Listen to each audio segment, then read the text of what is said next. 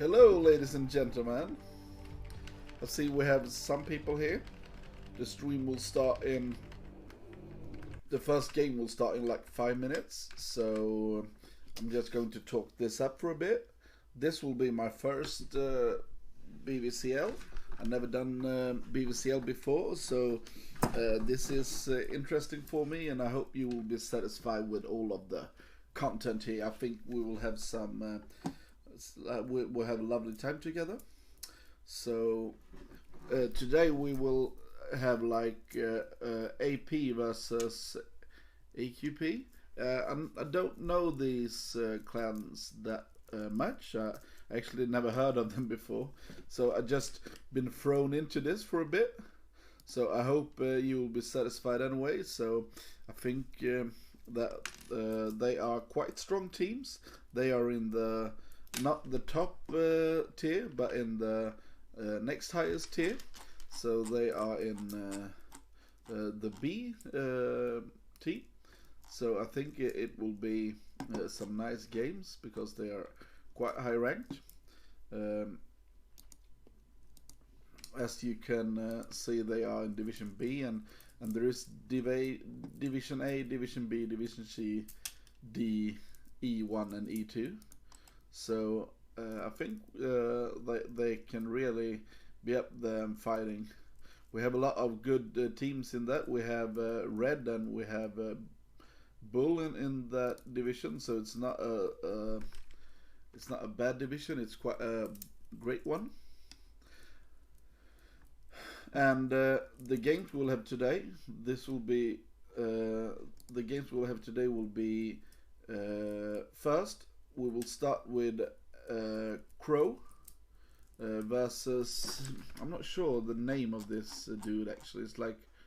It's a weird name. I'm not sure I can pronounce it right, but let's see. I will make a good try to pronounce this. Machu Picchu.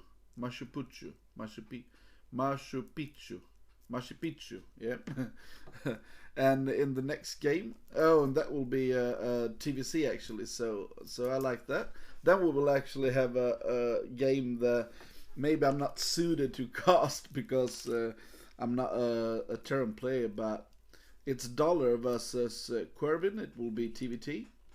And then we will have a CVC. So first we will have the longest cast in I'm not sure how long it will be, but the longest matchup anyway, versus Dollar and Curvin. And then we will have Ishu versus Xuanqi, and that will be CVC.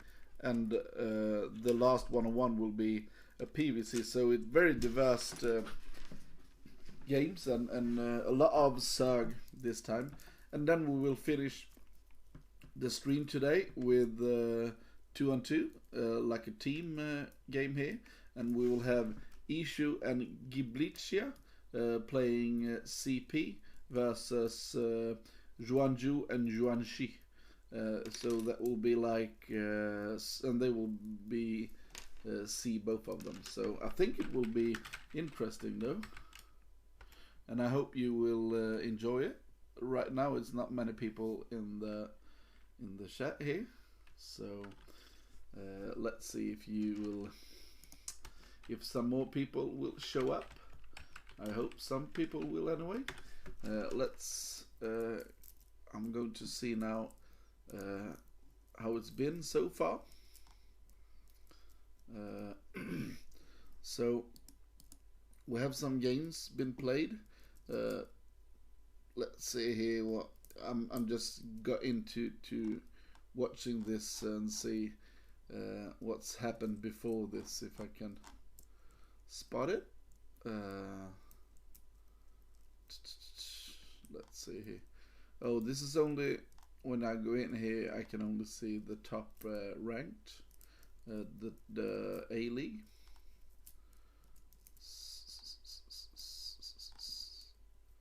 DMEF, okay. I thought that I would be able to see the lower divisions as well, but I can't. Sorry to say. I wanted to see if I could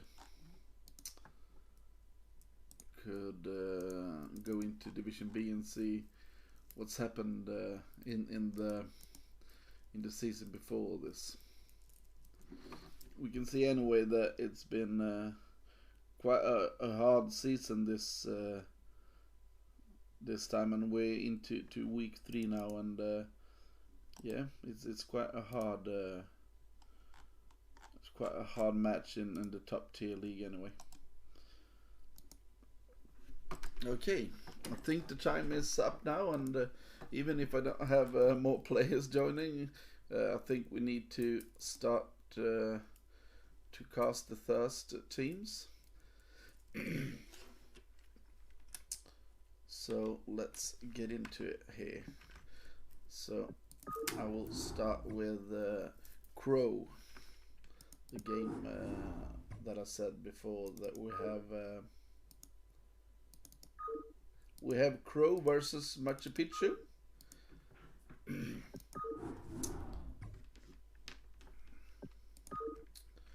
So, and actually they should start this on the map Camelot, but these two, they actually started on Ringing Blooms instead. So let's see here. Okay, so let's get into game 1 directly here. We have in the top right corner, we have the player Machu Picchu from aQp, and in the left corner we have the player Crow.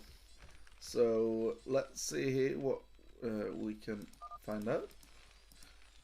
I don't know, I actually don't know anything about these players, so it will be interesting. So let's get into it here, and we have Crow as a Terran in the top left, as I said before. He's in the color purple. Okay, he's sending out a supply depot out here. And the thing with this map is, as a Zerg player, you can use these to make Sunkens on here to catch this high ground here, and you have an extra base here, and then you have an outside third. And there's actually 2 versions of this map. You have the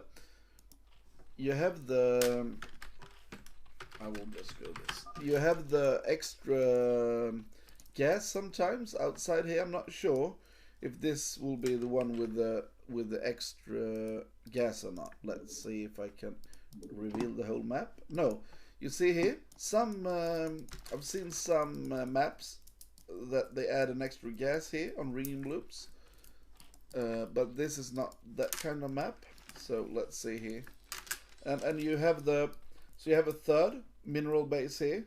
And then you need to get over to take a 4th. You need to go over this bridge, and you can defend the narrow here. You see here, if you take the 3rd, there is quite a large part here that you need to defend. So I've seen some people, they go for the 3rd here directly actually. So the natural base is really easy to expand here, but the 3rd and the 4th base are quite hard to hold. So, but what you can do as a Zerg player, you can actually go for you can take an extra base here, and then you can just defend it with putting Sunkens in here. So I hope that this will be a great game though. You can see here that this will be maybe a mech play here from Crow. I'm not sure what he's doing here. He's getting a lot of gas up. Oh, I think Machu Picchu will lose his first overlord here, or maybe not. Yeah, I think he will. 50, 20. Oh yeah, that's a huge thing actually. It will delay him a lot. It will delay him a lot. Okay, we see an engineering bay. This is a very interesting style here. I'm not actually sure why he's banking all these gas here, I'm not sure what the strategy will be here from Crow. Okay, he scouts anyway, get in with a really nice scout here. And he scouts the natural as well, and see the timing. It's a 2-hatch muta. You can of course go 2-hatch lurker, but then the hydrogen should have started. And now you can see maybe he tries to ling all in. It's a lot of lings. Oh, sorry, I have the entire map shown right now. I should take that away. Okay, so what you see here on this map, it's really hard to attack up the ramp here. So I'm not sure that this many lings is actually useful. It's 14 lings getting up here. Oh, and you see the lurker down here. So he will really go up to try to hurt the Terran player. And I think the Terran player actually... Oh, big mistake here for our Terran player. He letting the lings up here. He can just hold, but he's letting all the lings up here. Huge mistake from our Terran player. What's going on here? And I think maybe the Terran is losing a lot of Marines here, and he really needs to hold because the lurkers will come here. You see, halfway done. Oh, more lings instead of a Hydra's coming in here, but still this is very, very bad for our Terran player. And let's see if he needs to scout right away. He needs to scout the lurker. This is not a really famous lurker bust map, but right now Crow needs to know what he's up against, or this might be over already. I'm not sure what turn rate they had on this game, but that was a huge mistake from our Terran player, and maybe he will just straight up lose the game here. We see a lot of more lings streaming in here. Oh, big mistake again here to not make an extra vulture. And I think this is actually the beginning of the end for our Terran player. More lings are streaming in here, but that's not what's important. The important is that lurkers are on its way, and he have no idea. Okay, so we have some Zerglings as well. And there's no expansion. That's an interesting aspect as well of this. And you see here, okay, no, not the lurker are not starting to upgrade yet, but this looks horrible for our Terran player here, and I think we're just going to die here. It's a very strange thing here for Terran to get up to so much gas. I'm not sure what he wanted with it. And now you see, oh, he's not even morphing them into lurkers, he's just walking up with them. Oh, he's gonna use them as like to attack with. And I'm not sure that that's the best. Oh, now he's morphing them into lurkers right in his base, but he have one tank and he's got siege mode, so, and a lot of fire bats and stuff here. So I'm not sure that this is the best. You see here that he also got comsat station done. So this was a mistake to morph them inside his main, and now we can just go direct and kill it. Oh no, why did Zerg do this? But I still think he's in a great position though, but that was some mistake as well. And now more lurkers are coming, but we see the tank up here. It's 3 tanks already.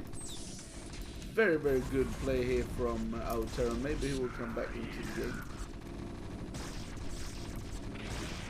Oh, the Zerg's just trying to be really aggressive here, but it's still a lead here for Terran in worker account, and he's adding more not lurker account, sorry, worker account, and he's adding more all the time. So oh, he will lose the supply here. It's very hard to attack up this ramp, especially when we see the 3 tanks up here. But what will Terran do now? Maybe he needs to play for this no expansion strategy or yeah, he will continue with that. He's making a starport, and then he can just push with the tank here. Oh, this is interesting. He is killing the cocoon off, and the cocoon is actually really good for the Zerg players. I'm not sure why he's doing it. The cocoon is like a Zerg thing, so I'm really not sure what's the deal with this though. But yeah, I'm not sure. And this muta switch is very interesting because you see here it's a lot of tanks, but it's not a lot of units. There's a long way for the science vessel to come up. There's not a lot of there's not that many turrets up, so this can actually be very, very hard for the turn to hold the muta push that's coming in here.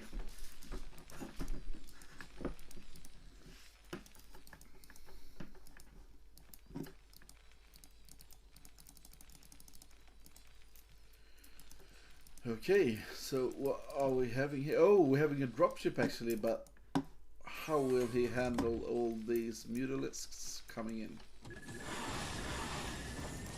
First turret goes down. Oh, there we have the repair, but it's too late.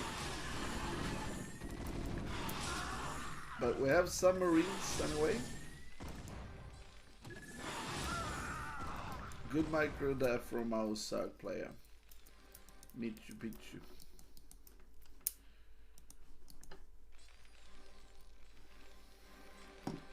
But our Crow is really trying to get back into the game after a rough start. Maybe he needs to take an expansion quite soon.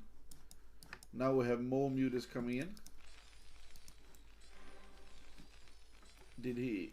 Oh, he have the dropship over here. Now we see his science vessels are on their way.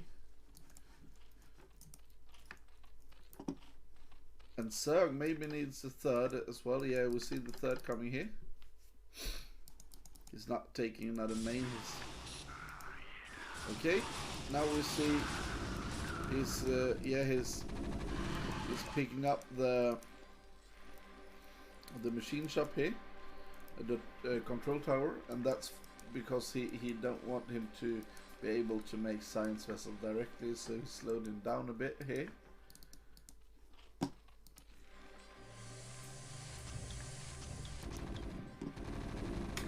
Oh, now really good harass here with the mutas again. And he's getting out with his dropship, but it will be scouted. Yes. So this is really, did he see it on the minimap or not? That's the question we have right here.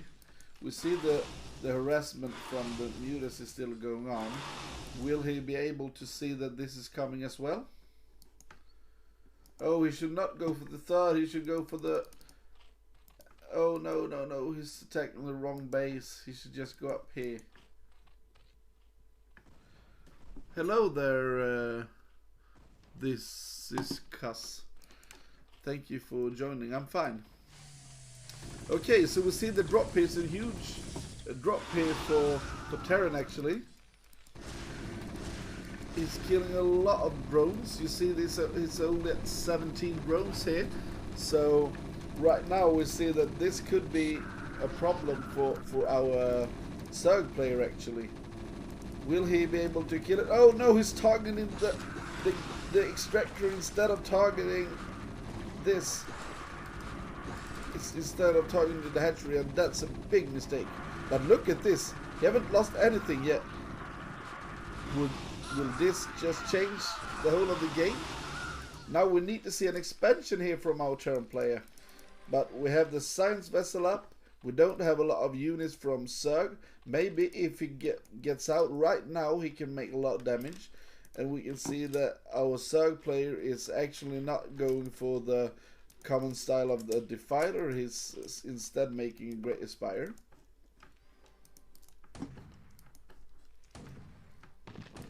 Look at this. This is a lot of tanks actually, and now we see Mute is coming once again, and he needs to target the right one here if he wants to use Irradiate on them. Oh no, he's losing the tower again, but it wasn't that disastrous this time because he can get another one. But why isn't he using the Science Vessel? Oh, he's just going for a counter attack. He thinks he's strong enough.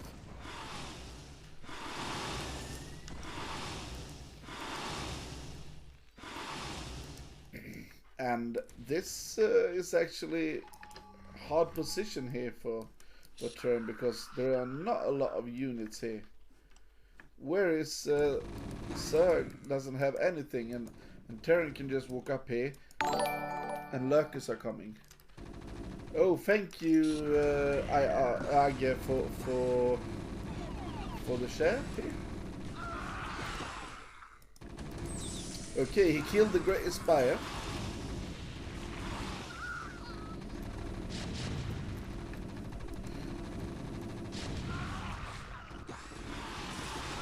The green screen is ordered and it will come. Let's go for the game first here. We can see that Zerg is cleaning all this up. And the damage wasn't... It was a K damage actually. We can see that he killed off a lot of buildings here. This is really a sloppy game right now. But we'll see here, I think that Zerg is in the lead. And... to get back to what you said, yeah, I've ordered this green screen. I ordered it before Christmas actually, and it said it will come in like tomorrow, yesterday or tomorrow or something, but it haven't come yet. So I really thought that we already would have it, but it's not there yet. So okay, let's go back to the game here. We'll see that I think Zerg is still in a great lead here, but he needs to survive against this. And what actually needs to come out from our Zerg player is a Science Vessel to get rid of these Mutalisks. But right now it's only 8 Mutalisks. So, and now we have an attack here, and that Lurker should not be down here. It should be up here. Oh no! What a huge mistake to not kill the Lurker off. If he had killed the Lurker, he could just walk up, and it would be a totally different story here. Okay, now he's spreading out and we'll kill it.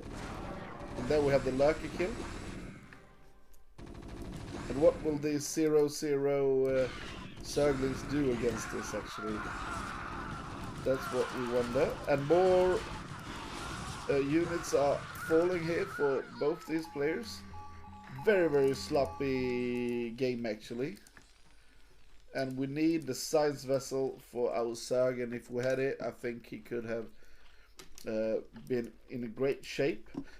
Hello every viewer, thank you Age for rating this channel. I hope you will be satisfied here. So this is the first game between AP and aQp, and if anyone in chat knows anything about these clowns, please tell me. Okay, so we see here that Terran is walking out once again with so few units, but Zerg doesn't have a lot, and this is hold Lurkers, I believe, and he really needs a Science Vessel before he moves out here. Oh, he's turning back actually. Oh, this was in the nick of time. It was so close, and I think he would have lost the game if he had attacked without the Science Vessel here. So you see that this is hold Lurkers, and everything just falls apart here in that attack for Zerg, but I still think Zerg is in a better position than our Terran player, but it's just a lot of links, so quite difficult anyway. Very unorthodox styles from these players today, but this is not a huge army, and some more. Oh, we actually have an Ultralisk here. Where is the Ultralisk, Kevin? But it's not not upgraded at all, so it's not the kind of Ultralisk that we are used to. But I still think it's enough to clear this.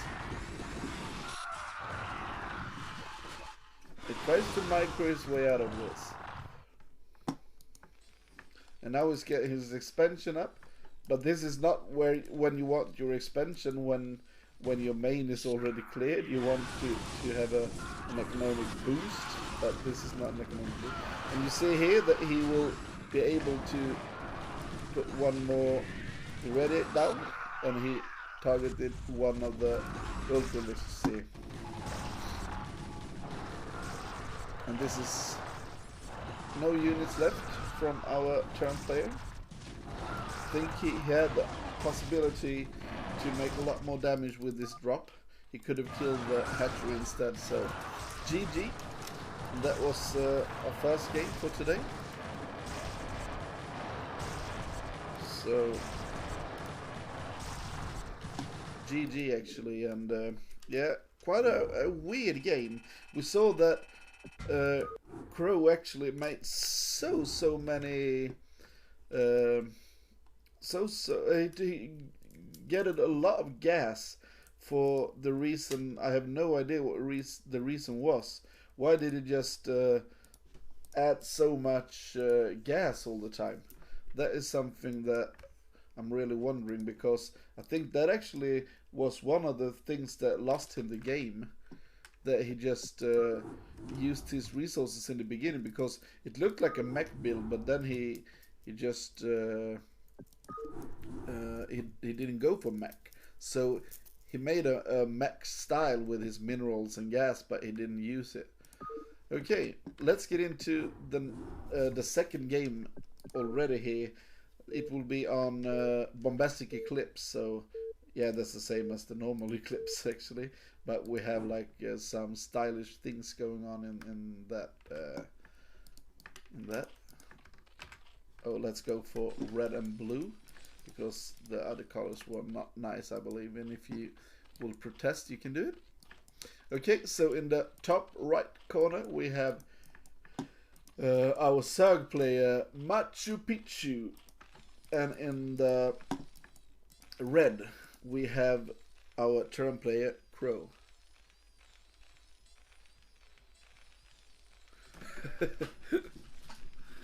Yeah, I promise you, I've ordered it and everything, and I really hope it will come soon. So yeah, it's ordered, and I hope it will be on its way. Please, people, say hi in clan and hi in chat and everything, so I know that you are here. And if you know anything about these clans, please tell me, because this is out of my reach actually. I've never heard of these players or the clans, and I didn't have time to check all of this up, because it was like, I think it was yesterday or the day before that I figured out that I would have this. So instead of learning about all the players, I actually did all the overlays and stuff before that. Okay, let's see what this is. I think this is a 9 pool. And this is a strat that was seen. This is a 9 pool into an expansion. That's why you do the gastric and everything. We've seen Queen do it in ASL and stuff. And I think it's a valid strategy. Let's see what Crow will do this game. This does not look like the same kind of build. Yeah, now we have the gas, so I'm sorry. Maybe that's the same kind of build. Yeah, hi Exos. Thank you for tuning in. So now we see the links coming, and now we will see him send a drone out to try to expand here, but it will be denied from Crow. Oh, no, he's loose. Oh shit, that was so close that he lost it. Oh, now he lost the drone. Moving shot here from Crow. What did Machu Picchu do here? That was not what you want to see. And right now he saw that the links are coming, and he needs to put something in here in his choke. So please, let's do that. Thank you for the follow.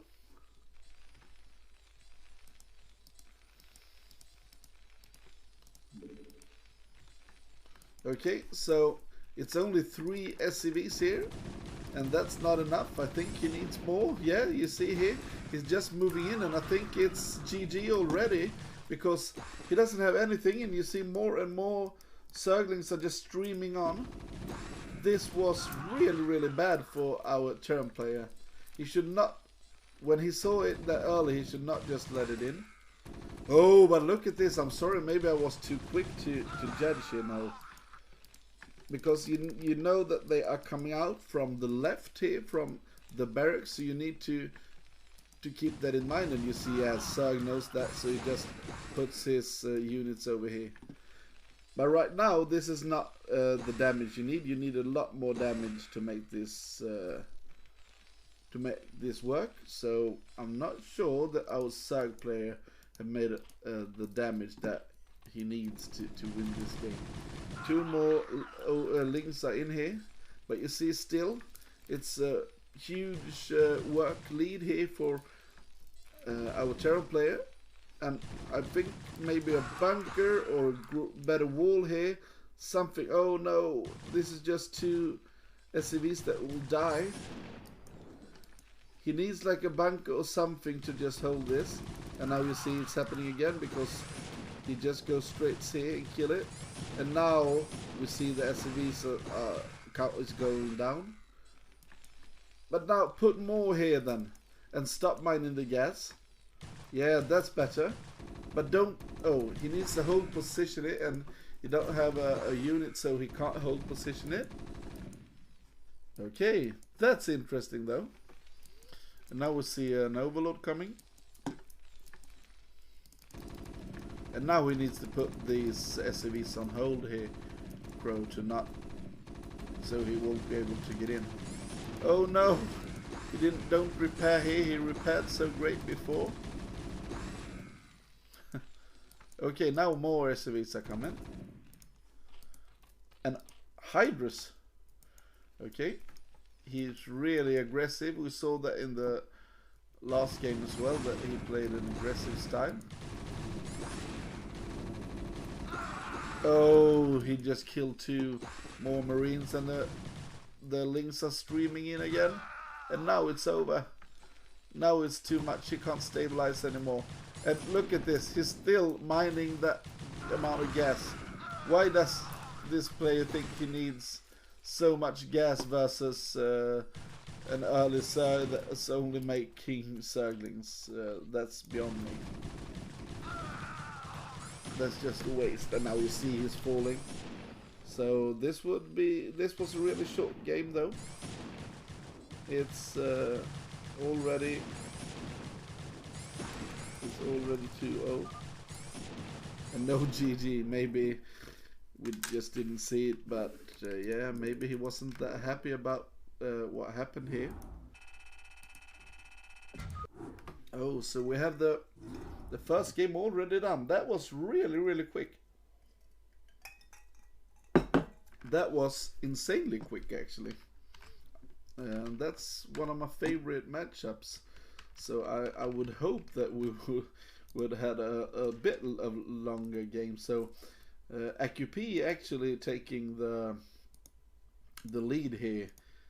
So yeah, it's already a 1-0 lead. And it's 2-0. So Machu Picchu, he just yeah, he played a really interesting style there. But I think, to be honest, I think that a lot of the blame was the Crow did it.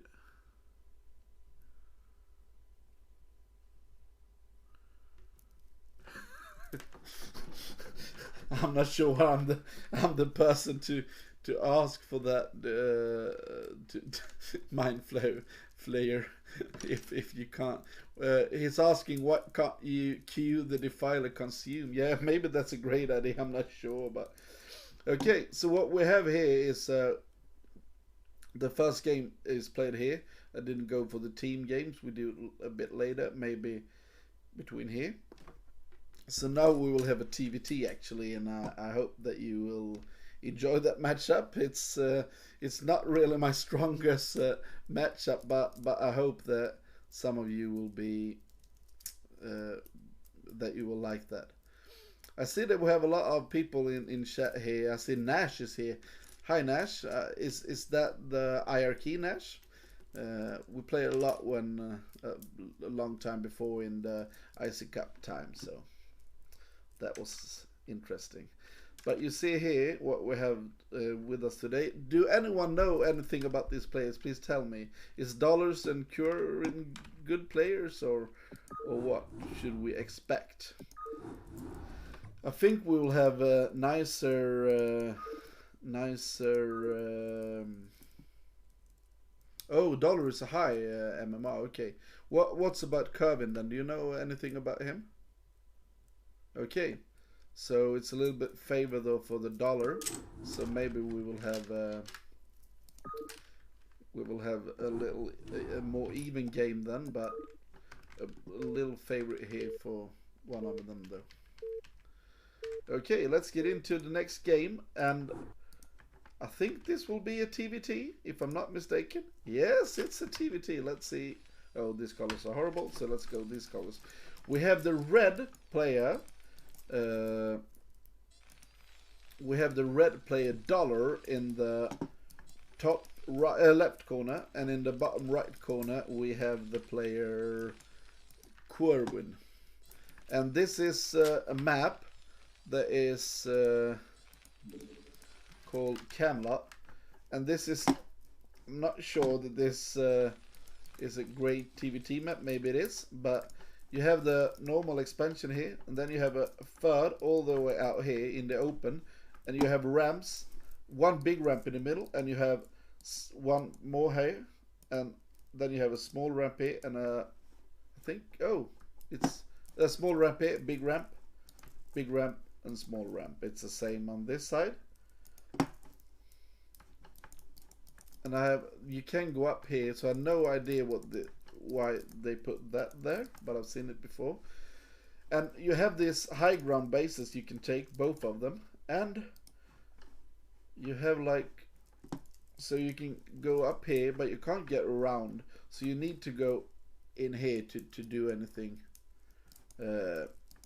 against that. To attack, you can just go up the ramps. So I think what we will see is tanks line. It's some tanks lined up here to just try to hold, and then a split map scenario, or maybe you'll try to take your opponent's high ground base here.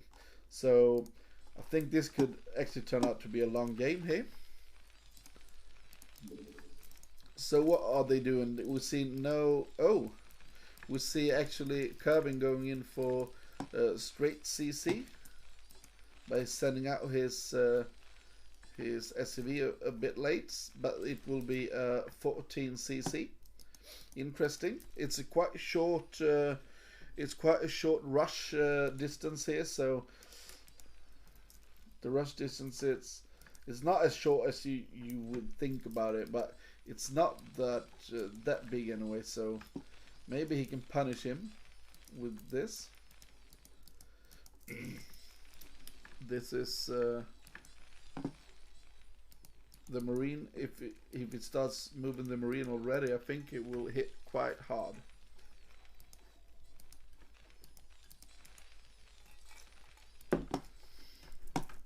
Yeah, you see here, he needs to dance a bit, do the SCV dance here. Oh, he needs, I thought he would stay with that. This could be really hard for him, because he needs to get this barracks up. Every delay on the barracks here, it's a huge loss for him actually. And now you see him sending an extra SCV here to deal with this problem. And what is Kervin actually doing here? He should have an extra. Oh, he's missing the supply. What's his? Is this bugged or something, the replay? Oh no. I think this is a huge mistake from Kervin. Something is wrong with replay. What? Oh no. This is, you need to make an extra supply before this. I know you have more supply when you make the CC, but this was not the best. He floated 400 minerals there, And what I think you should do is make an extra supply so you can straight up start to make marines here. Oh, look at this, he will get... Oh, no, no, he got stuck. Oh, that was so close here for Dollar to lose this vulture. Oh, and the follow-up is attack. This is a good repair. And if he goes up here, he will just be attacked from Dollar straight in front. So this is really, really tough for our blue player. He's in a worker lead, but I think this is rough for him actually. And maybe we will see straight up tanks coming. And now the vulture is heading in here, killing one SCV and one marine. And now it will die, I believe. Yep. He will try to repair it and attack. 3, and there is that. He needed to get up a little bit more to be able to do it. So now the game is normalized, and now we see the tank will start to harass, and he's making an armory and double machine shop. That's weird. I think if you make an armory, you want to get up to straight up to some Goliaths to hold it, but instead he's making double machine shop, and that's really late, because the reason you make the armory is to have some Goliaths out to counter the tank. So some mistakes early from Kervin actually. Okay, maybe this will just be for the grades then, because now we see 2 tanks coming out, but no siege. I think he's putting himself in quite a hard position, because what will he do with one unsieged tank versus what's going on here for Dollar? Really, really great pressure here for our red turn player. And now it's just, he tries to move out here with some SCVs and a tank, but he's getting just obliterated here. 1 tank goes down, but there is so much left here for our red turn, and I think it's GG. Yeah, GG. Yeah, that was straight up win here for him. That was really, really a quick game here for that player. Yeah, I'm not sure what to say about that. So AP with a straight win there. So let's see. I saw now that I didn't change the player names, so I will do that quick here, and we will see the next game. I think that Kervin is not. He made some mistakes then, and it really snowballed at him. So that was hard. I think he could have held that much better if he made a supply. So it was some small things, and I think if he just make that better, he could have the outcome would have been totally different. So some small mistakes there. I'm not sure what you guys think of that style of play in that game. Please tell me in chat what do you think was the problem with all of this.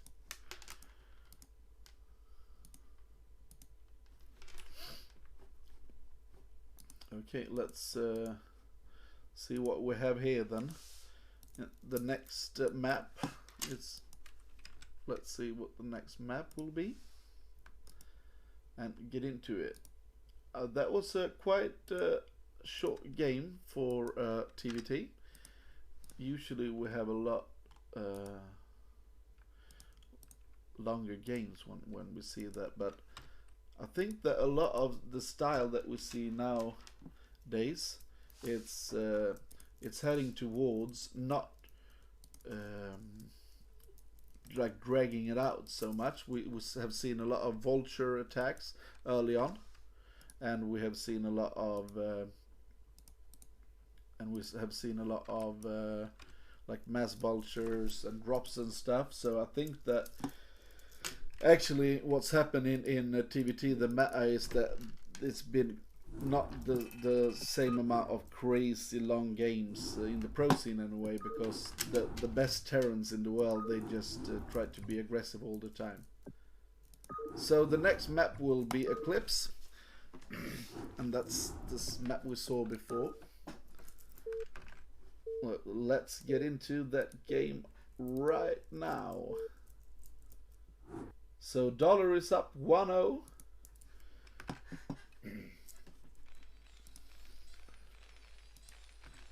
So it's 1-0 for dollar, and this is also a 2-player map, Eclipse. So let's see here if Kervin can do anything to switch around what happened before in the first game here.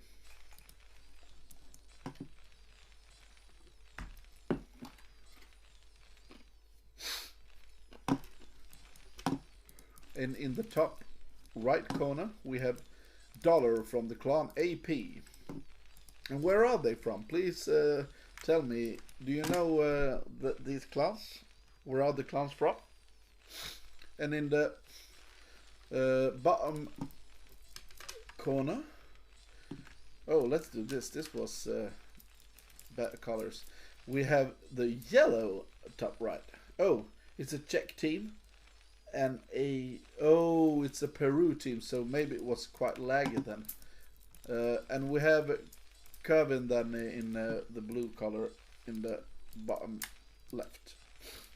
Okay, so it's a Czech versus Peru then. Yeah, a lot of the South American teams are very, very laggy. Oh, don't I show the game?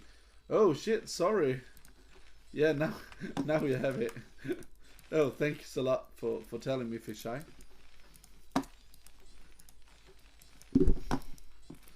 And welcome, Fisheye, to the stream. And we see that this time it's normal start from both of them, and we don't see the fast expand. And I think the fast expand really it could work if you make the supply and do no mistakes, but it's quite a hard thing when they pressure in the way that dollar did last game. Okay, so what have we here then?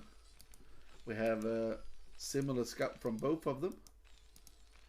Oh, I think Kervin could have just kept on going there because he was one hit up, so he could have just kept on attacking. And this is wrongly placed if he wanted to hold, but he didn't. So he sees that there is no shenanigans going on, only one in gas, and we see here it's one in gas. So this is really they play really standard here, both of them. Let's see if they go for 2 facts or 1 fact into an expansion. None of the SCVs dies, and we see two Marines from Kervin and only 1 from dollar. So that's a little bit of a difference. Maybe he will add more and a vulture and try to pressure. That's quite normal. Oh, we see dollar get up to a 2 factory actually, and we will see Kervin go for the expansion, I believe. So 1 vulture is coming out here. And we see, okay. Why is lift, okay. Yeah, because he wants to make the machine shop, sorry.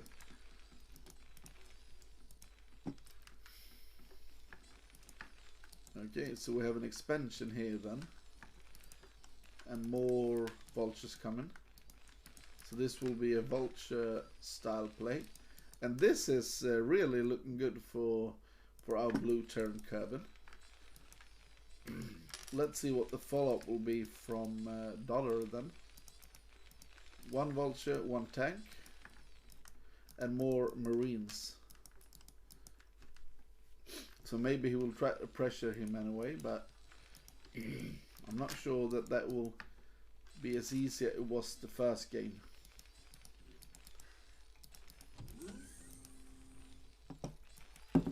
Okay, so it's mines. It's not speed. Sometimes you go for speed just to be able to pressure, but this will get out in time, I believe, so I don't think this will work. And this is more, actually, so I'm not sure that this will work, but more vultures are coming, but he can use his SCVs here. He needs to hold this attack. I don't think he should build a bunker. I think he should use this to repair. But he needs to hold this. This is all about micro now. Let's see what happens here. Okay, mines. Okay, he will pressure him because now he will get the siege mode up, I believe. And now we need to see some great micro here. This was quite a big mistake from... Oh no!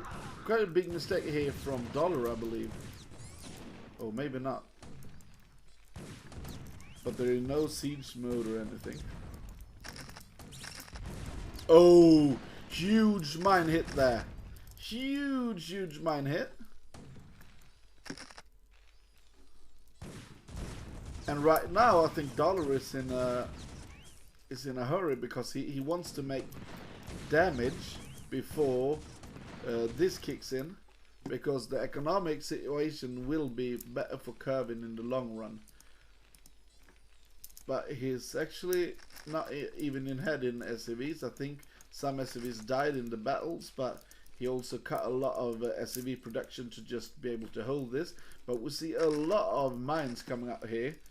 But the problem is that we don't see any tanks to put up with it. So just a lot of tanks is not what you want. You want, no, sorry, a lot of vultures in this case with mines. You want some tank to be able to pressure, because this is not a pressure thing. And right now, actually, I would be interesting to see if this will just be pure vultures here for Kervin. And I think right now, I think Kervin is in a great spot though. And look here, a lot of vultures is coming out here, and this is more vultures than blue has a lot more vultures than yellow. And now we can just attack into this. This is nothing at home. Look at this, nothing at home, and one tank will be obliterated because he can just surround it and lay mines. This is not what you want to see as a follow-up here for Dollar. Very bad positioning here. And look at this, he's actually going out with SCVs and losing a lot of them. And look at the mines here, a lot of mines being placed here, and now he can just hold this for a long time. And no, look at this, and now I think it's just say GG and give up, because this is over. You can't make these types of mistakes in this high profile game and think you can win. You see a lot of more vultures coming. One siege tank is really not what you want against it, especially not a sieged tank, because he can just move across it, lay mines and kill it off like that. And now it's really hard for Dollar. I don't know what he should do here. As I said, maybe just think about how to play the next game. This was not what he expected. I think because of all the mistakes that Kervin did the first game, he thought that Kervin maybe wasn't as good as Kervin actually are. So really hard style here, and we see these 4 factories just making non-stop vultures, and we see the 3 tanks as well.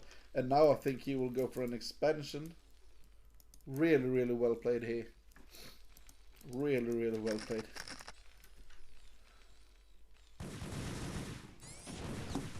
Oh, look at this. This is so many vultures. And even if he tries to hold it with the SCVs, it's not going to work. And he just get in here, makes his nut mining, and don't waste them on attacking up to the high ground. Really, really well done.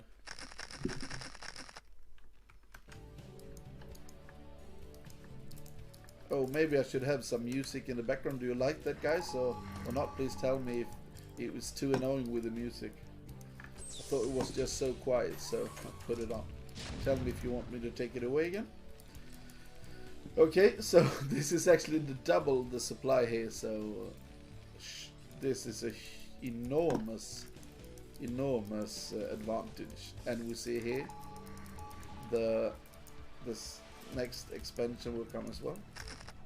Mines everywhere. So this is total control from Kirby. I'm not sure why Dollar thinks this could be a game that he could turn around.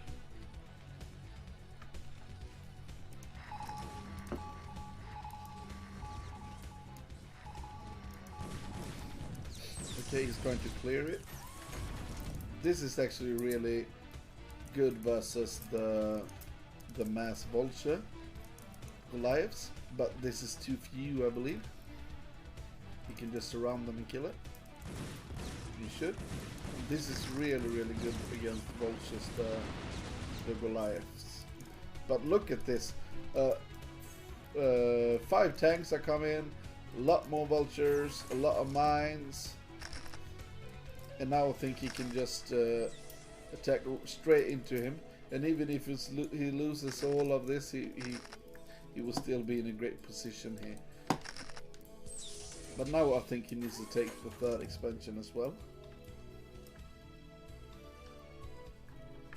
Okay, he's really trying to hold here. And look at this. This is very, very, very nice play here from Kevin with the barracks here, because actually tanks can shoot longer than what they can see. So if you have something floating over, you can use that to get extra vision and then kill more. You are very quiet today, you people in chat. I hope you are enjoying the game so far.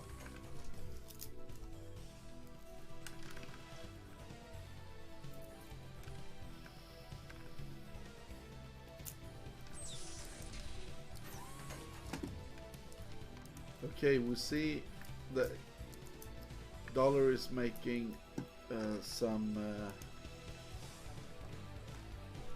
raids, and that actually will be a fantastic, not fantastic maybe, but it will work anyway, because we have no upgrade. We have upgrades, but we have no Goliaths out. We have no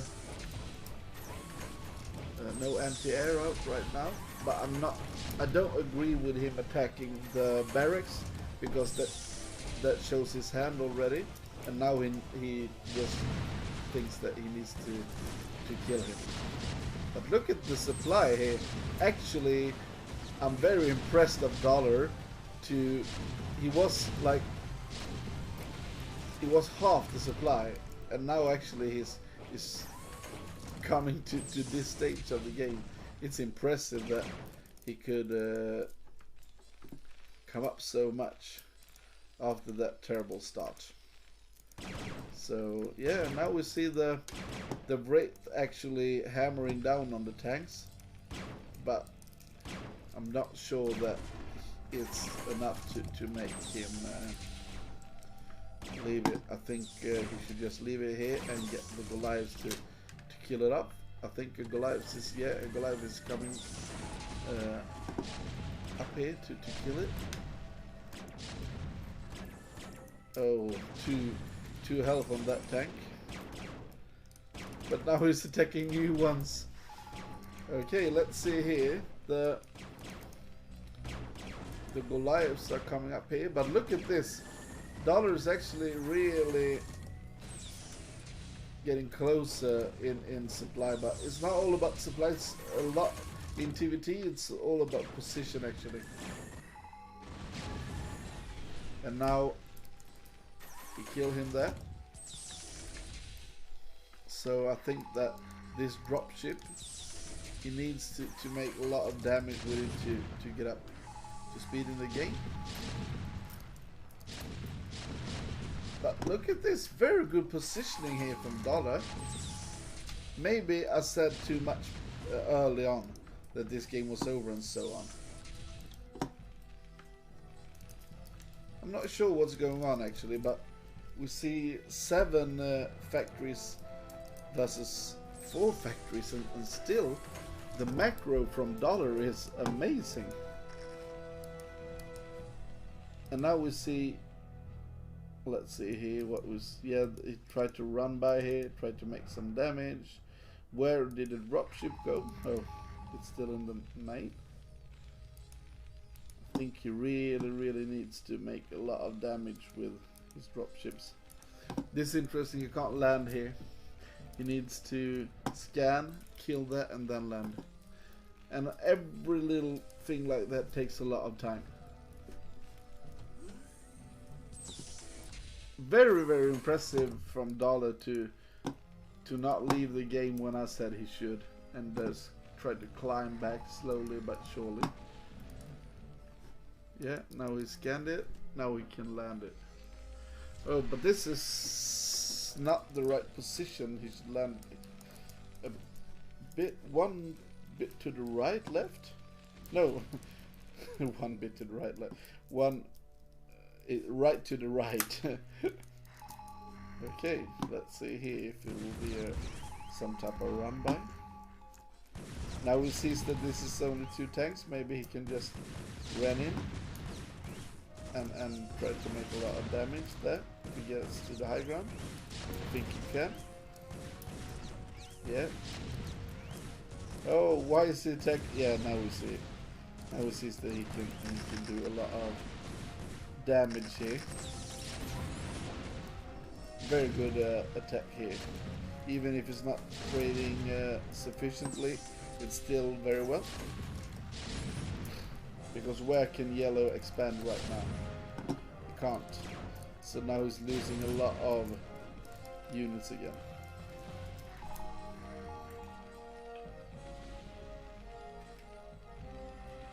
Oh, sorry, I didn't show you the right thing.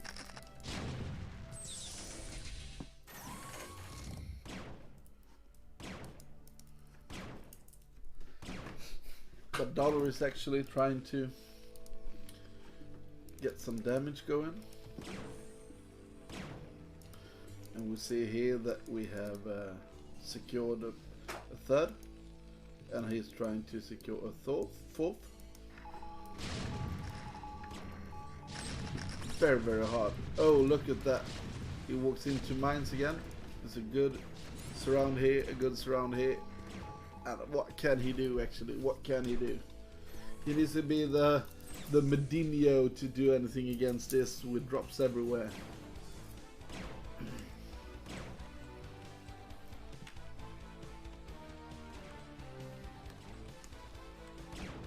Yeah, he's hammering it with the Wraith there. It takes forever to kill a tank with a Wraith. So he's just attacking and attacking, but nothing's happening here. We see 1, 2, 3, 4, 5, 6 factories, but the money is really low here from Dollar. And if you go here, you can see 1, 2, 3, 5, 8 factories with 3 machine shops from Kevin. Okay, will he attack or will he just keep on defending here? I think he should attack with everything to end the misery for our player Dollar here.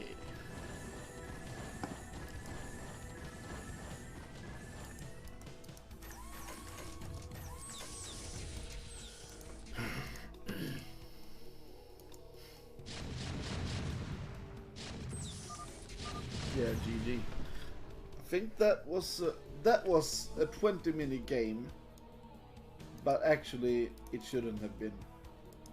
A 20-minute game, but the game was over so much earlier. And I think, yeah, you should leave the game earlier than that actually. When you are in that kind of deficit. But yeah, who am I to talk? Maybe he didn't know it, but it was just a dragged out game. Okay, so now we have a third game here, a third TVT. So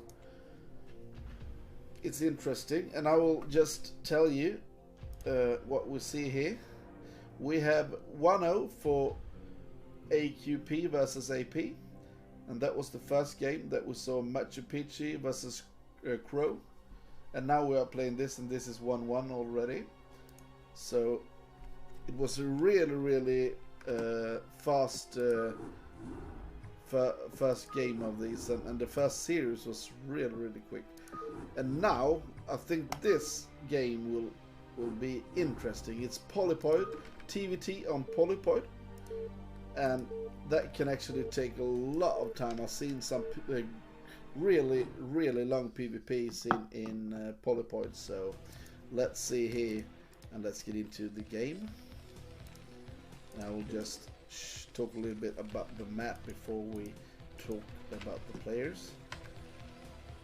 Okay, let's go for blue versus red. So before I introduce the players, what we have on this map that makes it quite interesting is that we have a low ground here, and then we have a high ground base here. We have a high ground here, and we actually have high grounds that you can put tanks on here. So you see here, high ground, and low ground, and more high grounds, and that's for all of it. And then you have high ground expansions with 2 chokes on each side. See, we have the same here, choke over here, choke over there, and then we have choke over here, choke over there. So what you can actually do on this game is you can abuse the high grounds a lot with your tanks, and that will be, you can have like huge tank what do you call it, huge tank battles here when you're just standing looking at one another because it's so hard to attack upstairs.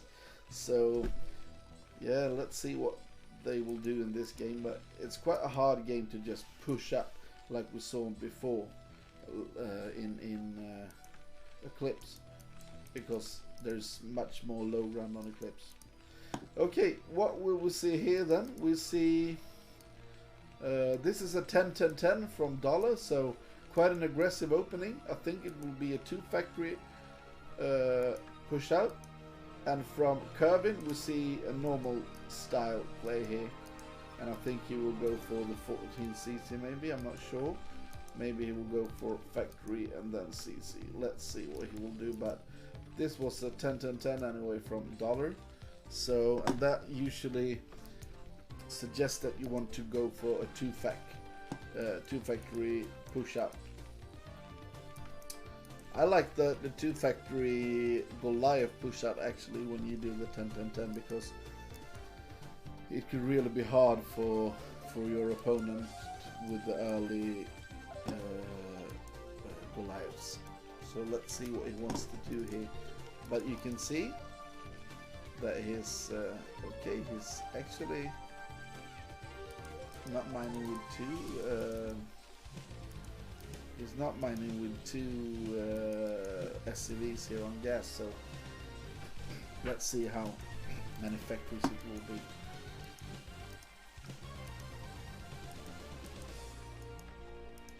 But it's a lot, look, it's a lot of Marines coming out, so maybe it will be just like 3 or 4 Marines and a Vulture. Okay, he's attacking already. I think he's trying to meet this SCV coming here.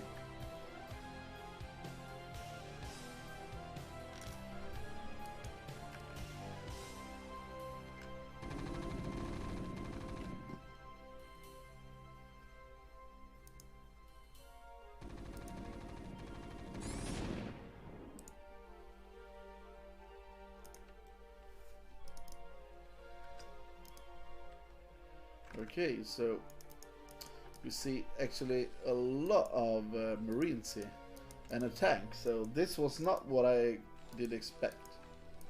So much Marines and then a tank. Maybe he will use SCVs as well and just try to push out. This was interesting. Really, really interesting style of play.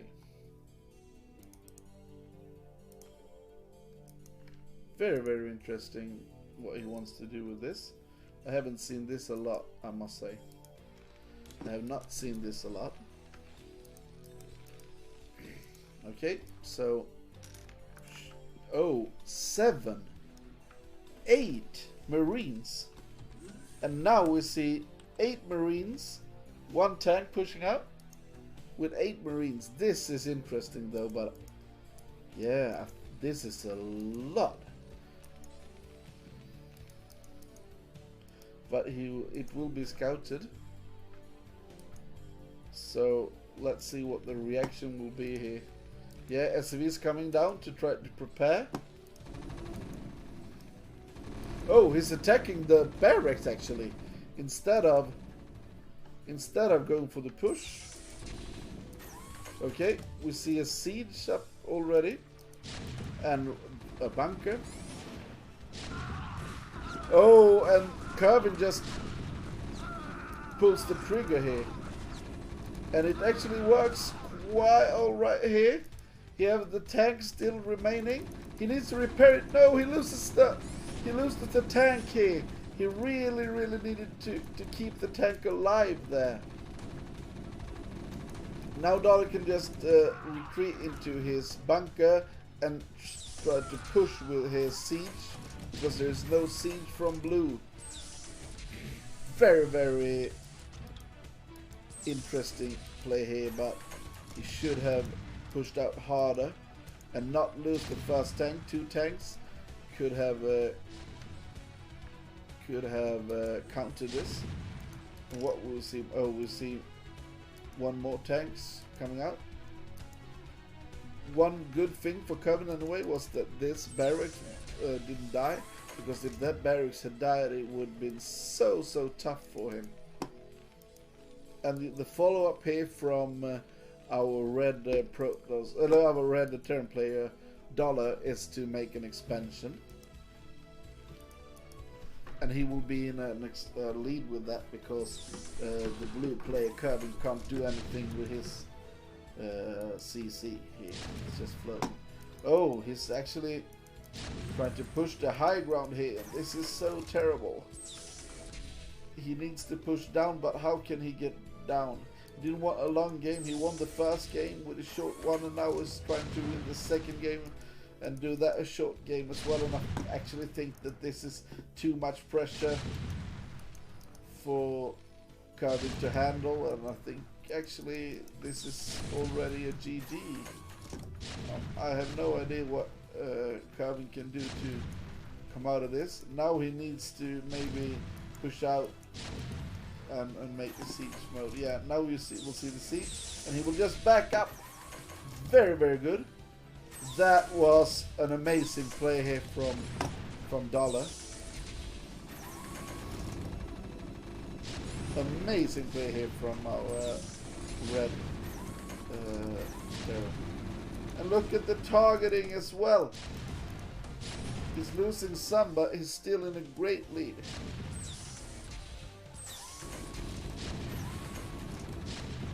Very, very good. And now I think that, oh, this is just too much for oh, that was good repair here from Kervin though. So maybe he will be able to start mining again here. But the damage is already made. The damage is already made.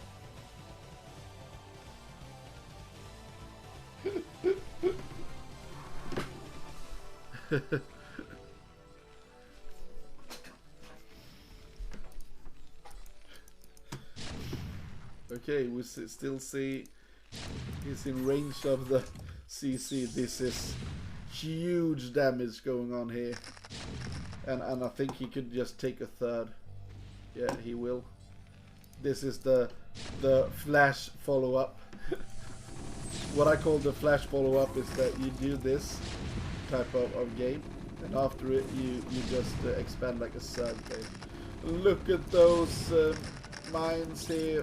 Very, very well played. Very, very well played.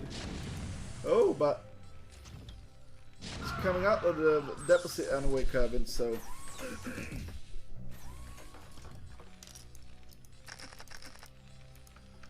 interesting.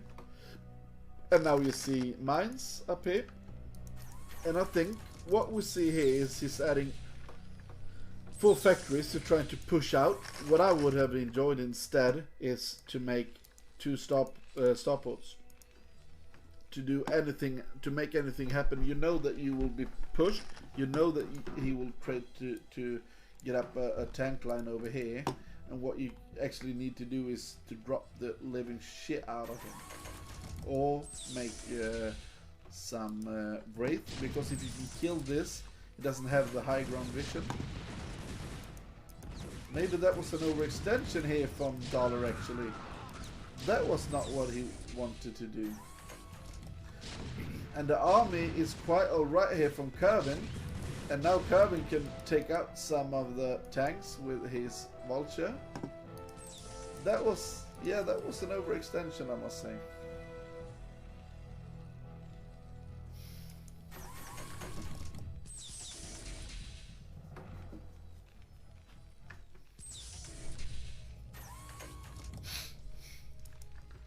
Okay, so what we see is still the pressure, but the pressure, maybe it's not hard enough. And right now it's 3 tanks actually, and I think he doesn't have a...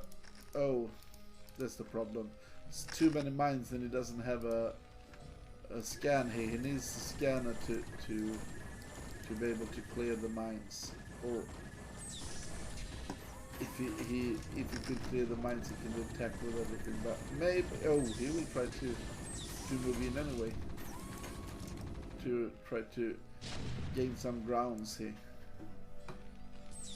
I'm really impressed by our blue Terran player anyway, even if I think he is dead.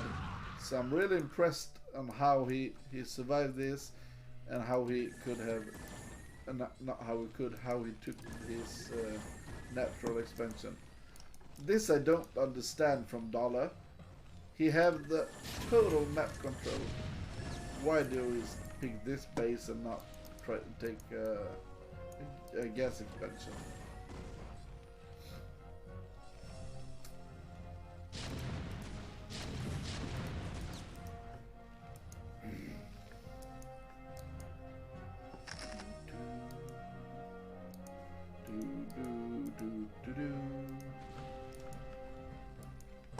Okay, he tries to make a vulture run by.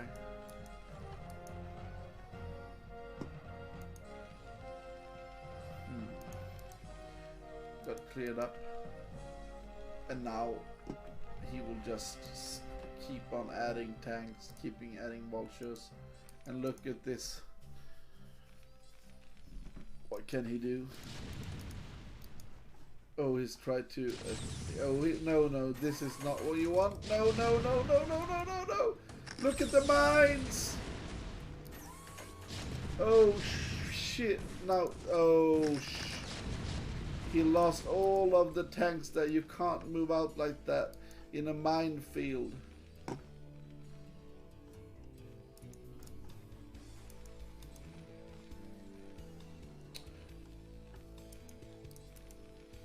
Oh, but they have a cave troll, the Ursadon. Maybe the Ursadon will help the blue team do something against this. But this is, I'm not sure what he thinks he can do. He needs to use this. Yeah, this is what he needs to use. The drop play. To try to drop here maybe. Okay, let's see if he could. Okay, never mind, he's not using it to attack. And we see that Dollar is just moving in here, killing everything here.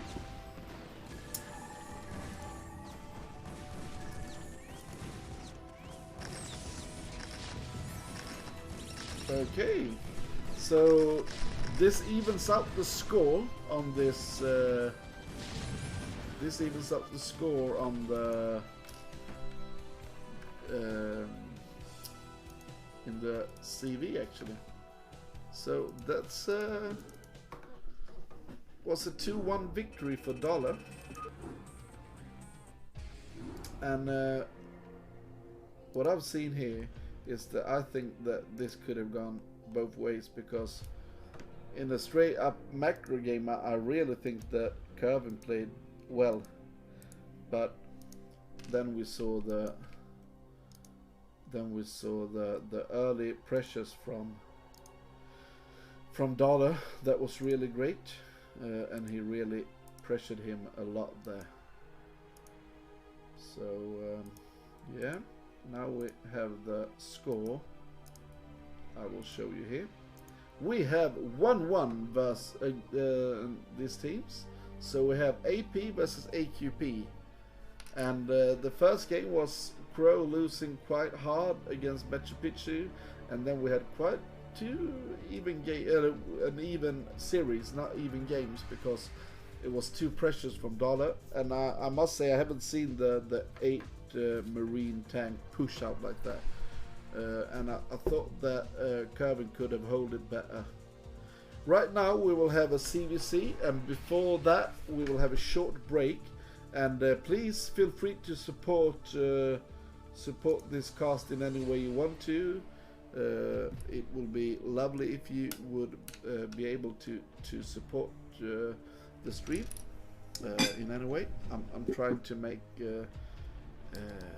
every stream count, but I will take a short break, and I will soon be back, ladies and gentlemen. Enjoy some StarCraft music while you wait. See you soon.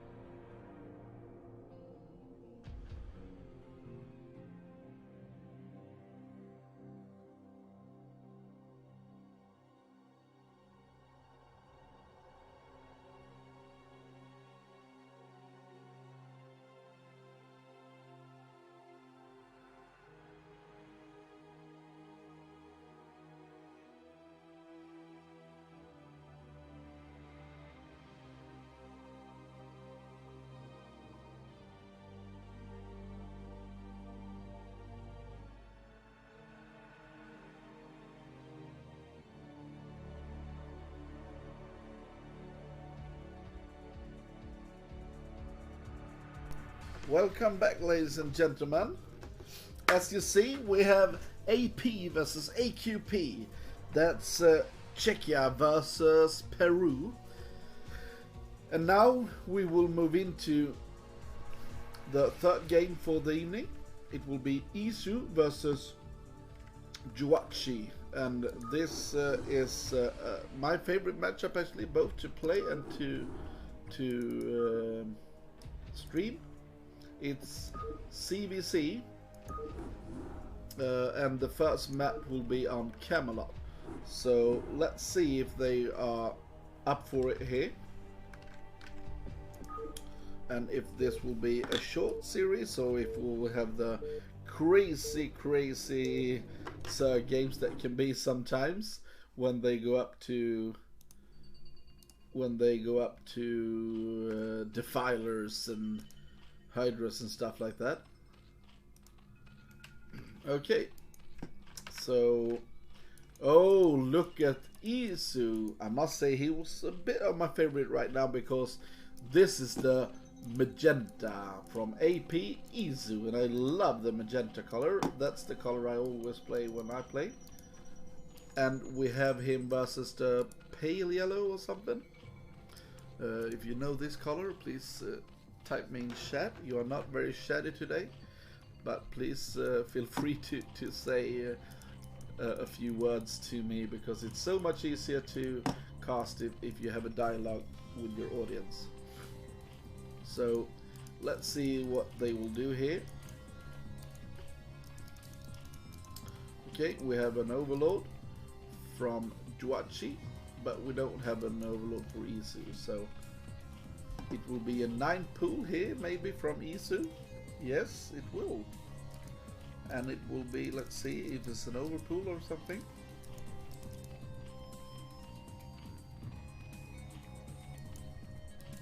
It will be an just normal strategy here from our magenta circ. And here we will see a drone coming. Yes, we will.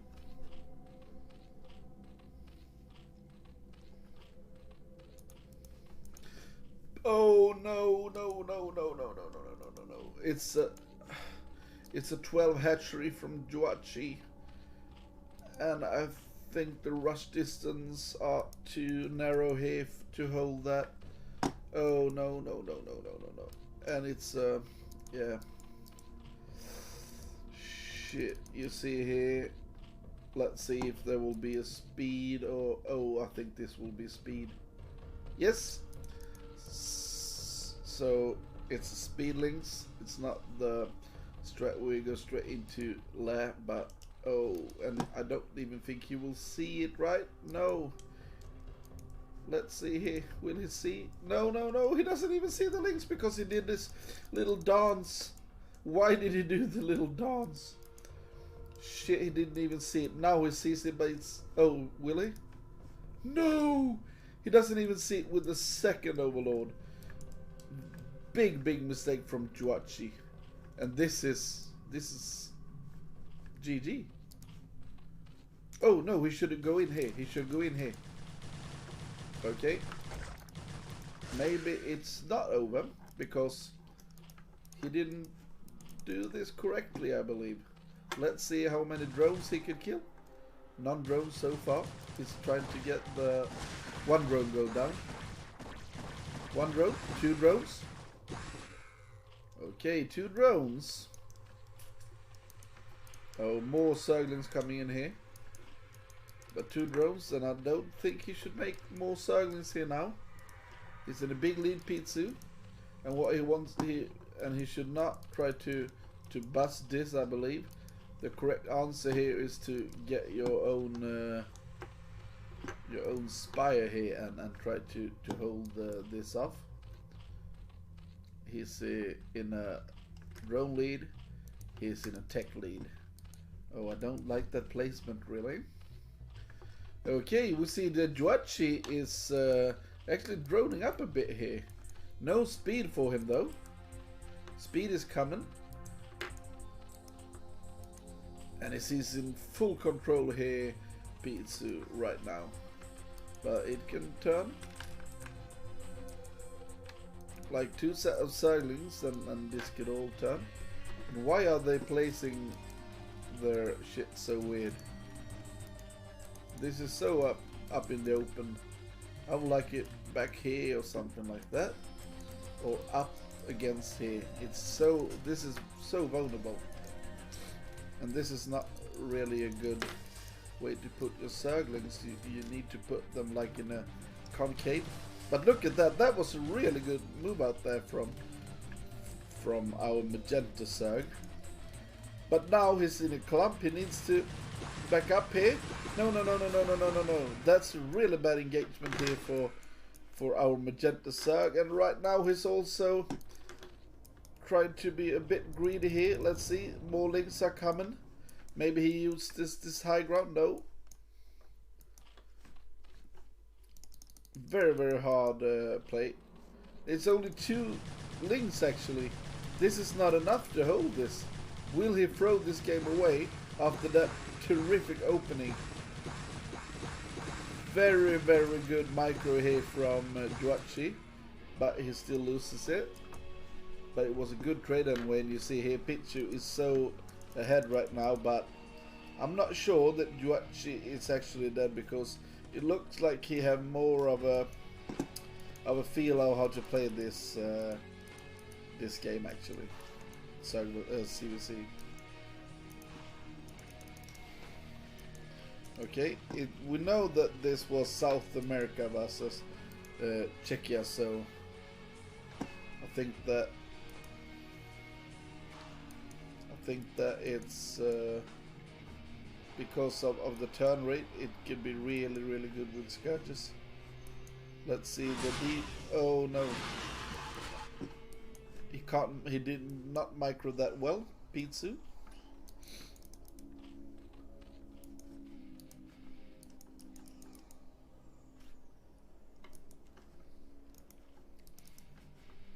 And we see gas starts here.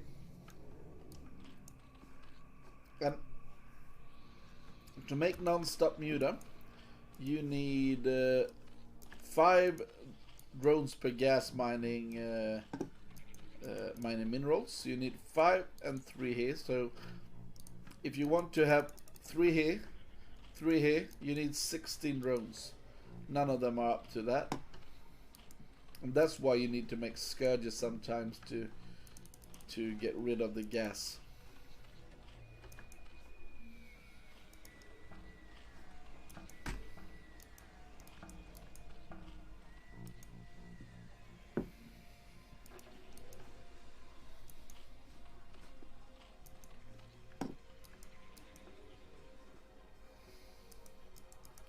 Let's see if there's any. No upgrades are coming from none of them, but right now Pizzu is up in mutas a bit, quite a great bit actually, but some more Scourges here from yellow Juachi. So let's see here, can he actually micro this well? Then it's really good. Very, very bad micro. All the Scourges just hit him, but the problem for our yellow Junachi is that he's so behind in units, so I think he can't do anything about this. Add more Scourges, I believe, is the only way to try to have a chance.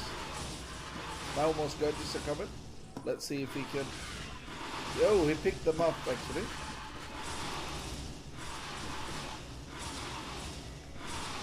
Okay.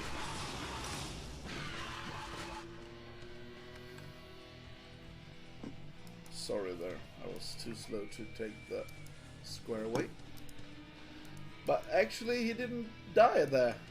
Why did he stop attacking? There's only 2 mutas left. He should not have stopped. Now it's up to 15. 1 more and he can make non-stop muta. Oh, let's see here then. Very good micro this time. And we see actually Pichu was like really low in APM, and now he's just hiring it up, microing in. When we saw the game start, he didn't micro at all, and now it's just microing up, and I think this is GG. This is too much Zerg for the other Zerg. Yeah, GG. So that was the first game. It was a quick one. Yeah, interesting though that was that much of a quick game actually, and we see Isu in the magenta taking a lead in the series 1-0.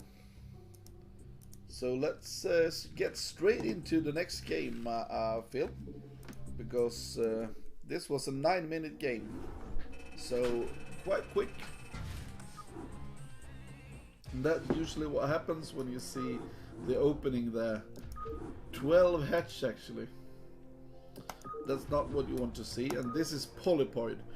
Polypoid is a strange map to play CBC, now I must say, because it's so huge. You can hide bases and stuff. I don't really like to do that myself to play Polypoid here, but maybe Juachi thought that that could be a nice thing for him to do that. So once again we have the Pizzu magenta versus the mud green or something, Juachi, and you see actually that they will scout one another, and I think this is a much better map to make a 12 hatchery on than the last map. 2-player map is really risky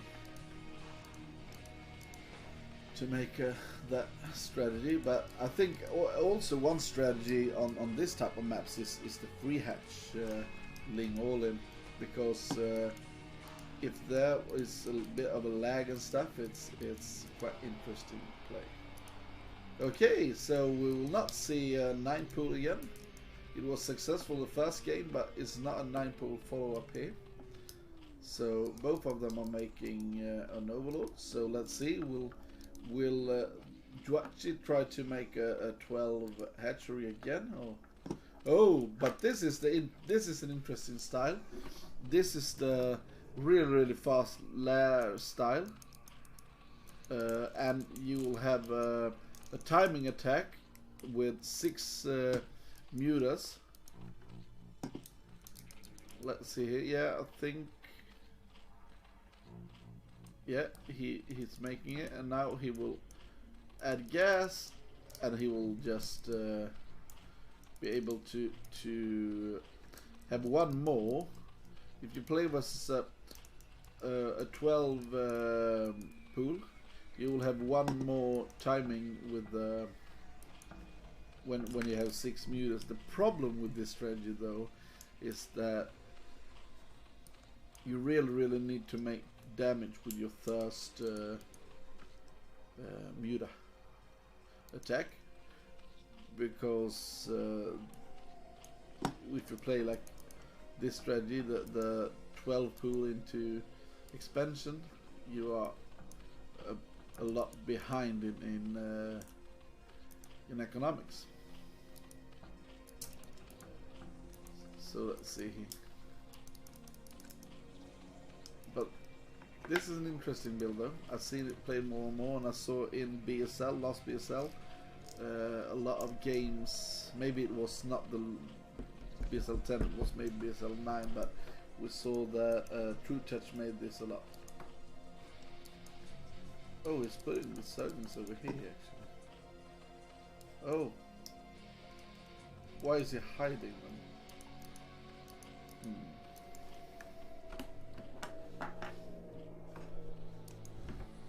Interesting. We see 6 Zerglings coming from Juachi. Maybe he will try to make it look like he's doing some other stuff.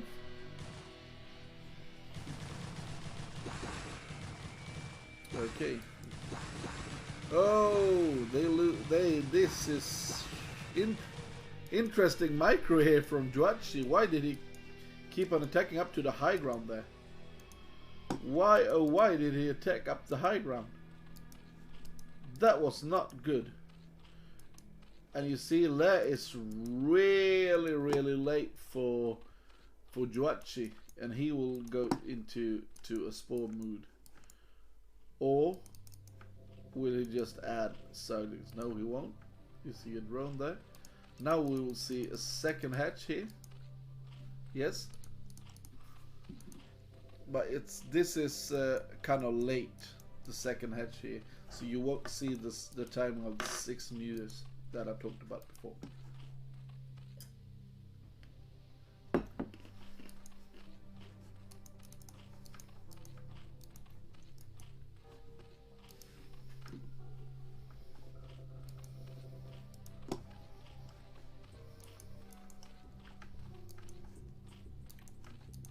You don't want to show how many Zerglings is really having. Okay, we see one more attack here from Juachi. This is not how you want to place your Zerglings. Yeah, let's get back inside. Oh no. Oh, he almost caught 3 Zerglings there. And now we see some more Zerglings coming here from our magenta player. But this is not what you want. You want to use the wide choke up here, not go down there. I'm not sure what type of micro this is. Oh no. I think this is GG actually. Big mistakes here from Pitsu. Pitsu should not attack like that. Big mistakes. And this is GG actually, because now we see Scourge, a lot of Scourge coming. We see Zerglings just streaming in here. This is GG. Big mistake here to not secure this in the right style here from Pitsu. You need to make the Zerglings into an arc there. Let them just attack into that. But you can't do it like this. You really can't. But look at this. What? Oh, this is a Ling run by. Very nice here from Juachi to not let our magenta Zerg attack into this. And you see 2 drones.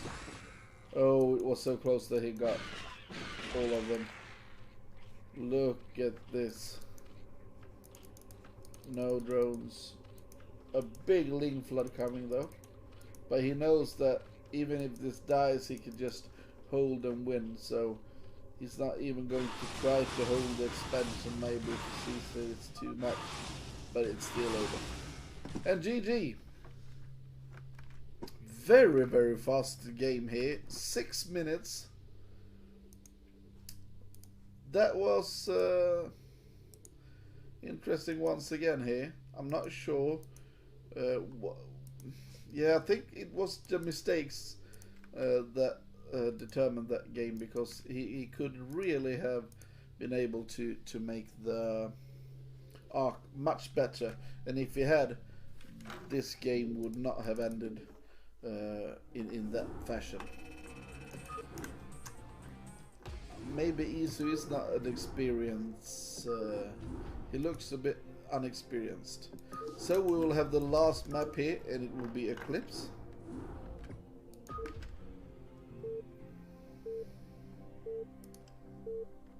So let's go into Eclipse here,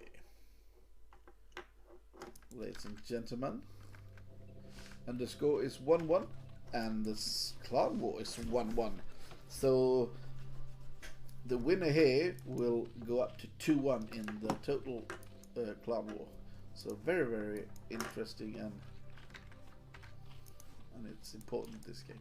So the magenta Pitsu up in the top right corner, and in the bottom left corner we have the brown Zerg Isu. No, sorry, it's not Isu. What am I talking about? It's Juachi. Juachi? I'm not sure.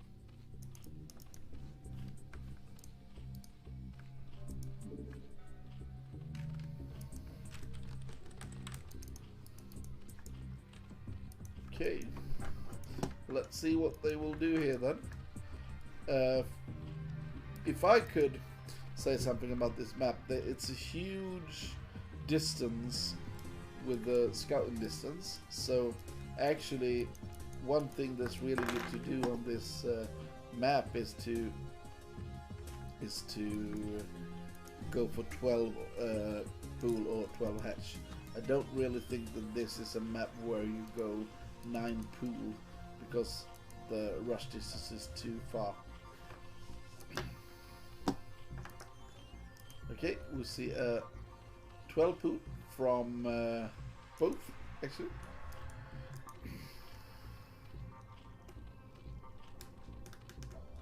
Pool and gas and 12 pool and gas. Okay, and a scout.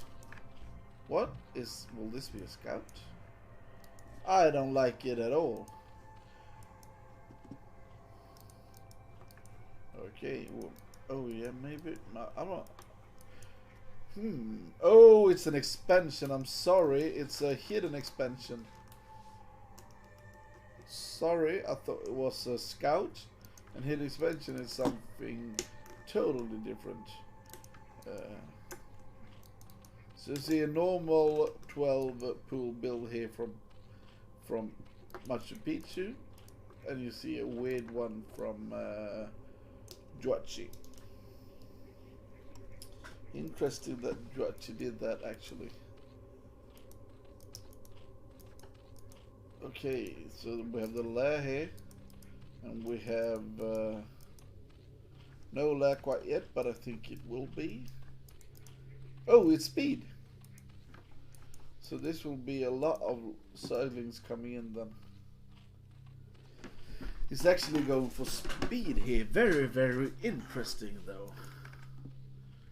And let's see here. This is the arc that I talked about in the last game on Polypoid. This is so hard to break. So what you want to do is to use like 1 or 2 links to hack one of them and then just move in and kill it. Oh! What is... no. How the F could he know about that?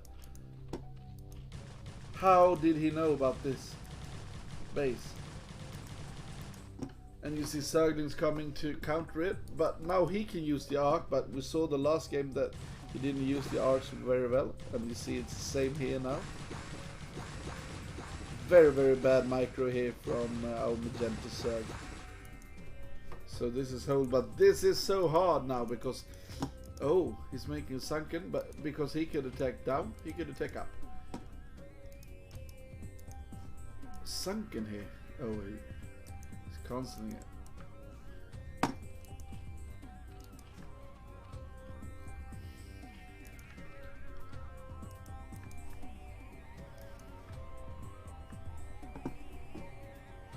Now we see Juachi moving out here.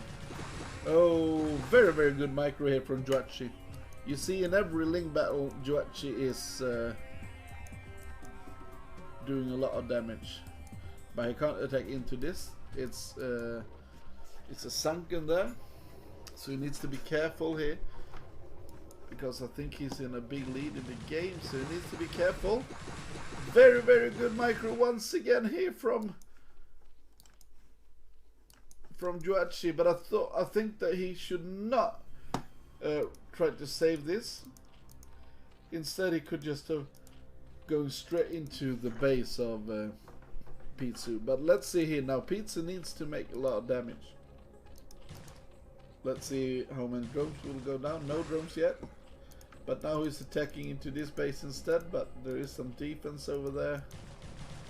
Oh, he's just losing Zerglings for free right now. And also spending 125 on doing this. And now we see actually Mutas arriving out on the map. And we still see no spores up yet.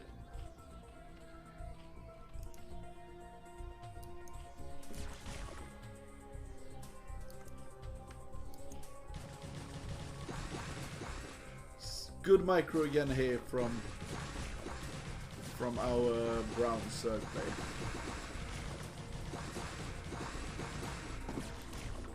Oh, that wasn't the best engagement, but why not do it if you see what's happening now?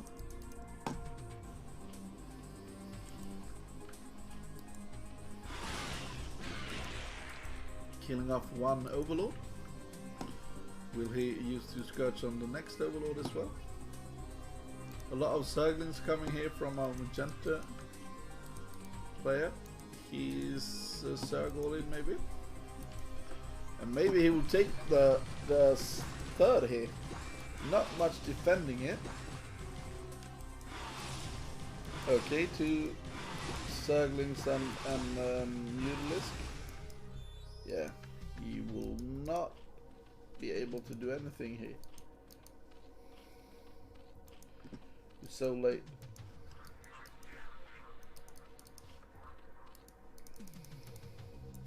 And we see Juachi being very careful. He doesn't want to throw this game out.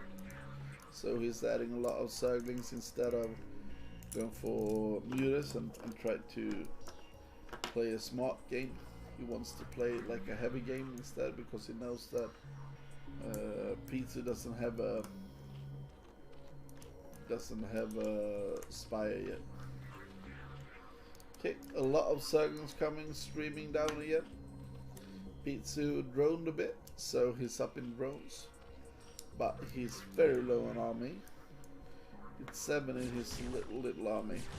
And now we see the big army of Juachi not attacking. Why oh why not attack? He could just attack and be over with it. I think you have lots and lots. But what we can see now is a Muta-ling attack. Or maybe go with the Mutas from the high ground or something. I'm not sure. But what I would like to see is him attacking straight in here.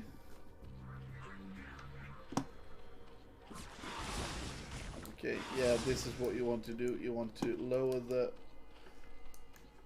links so that you can just target down the Zerglings with your Zerglings afterwards.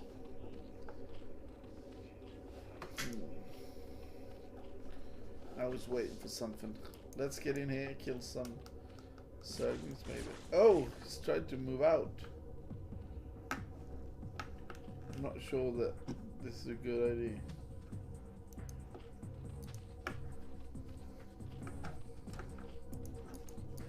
Okay, so let's see here. He's not moving down with his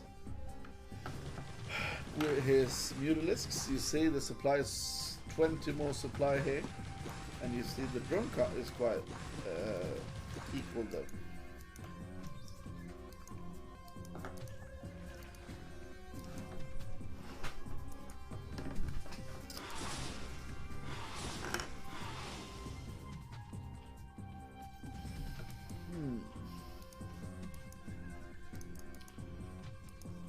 Very well played here for Juachi.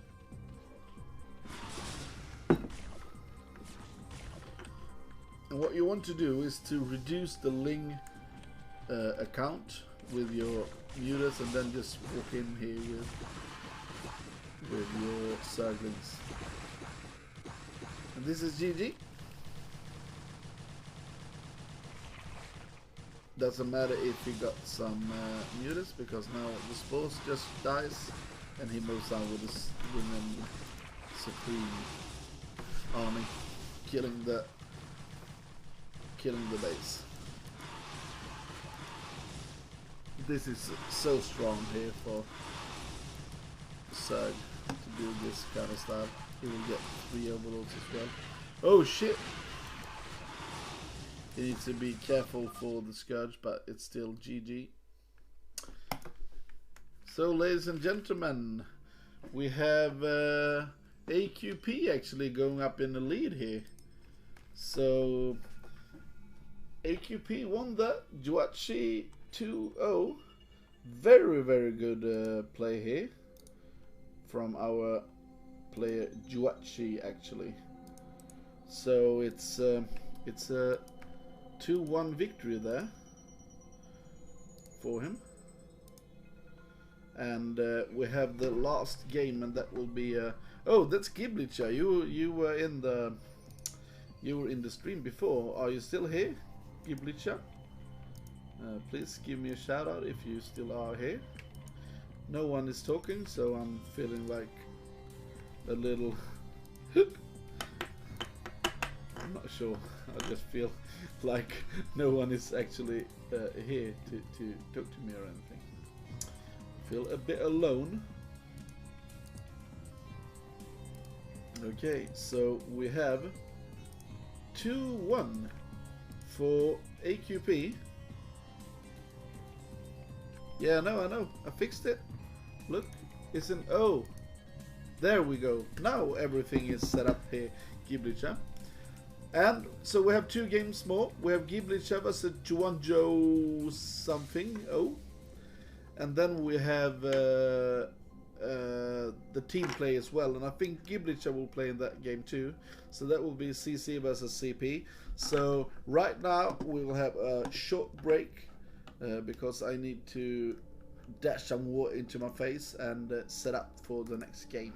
So see you in just some seconds or minutes. Some minutes is better to say. So see you soon.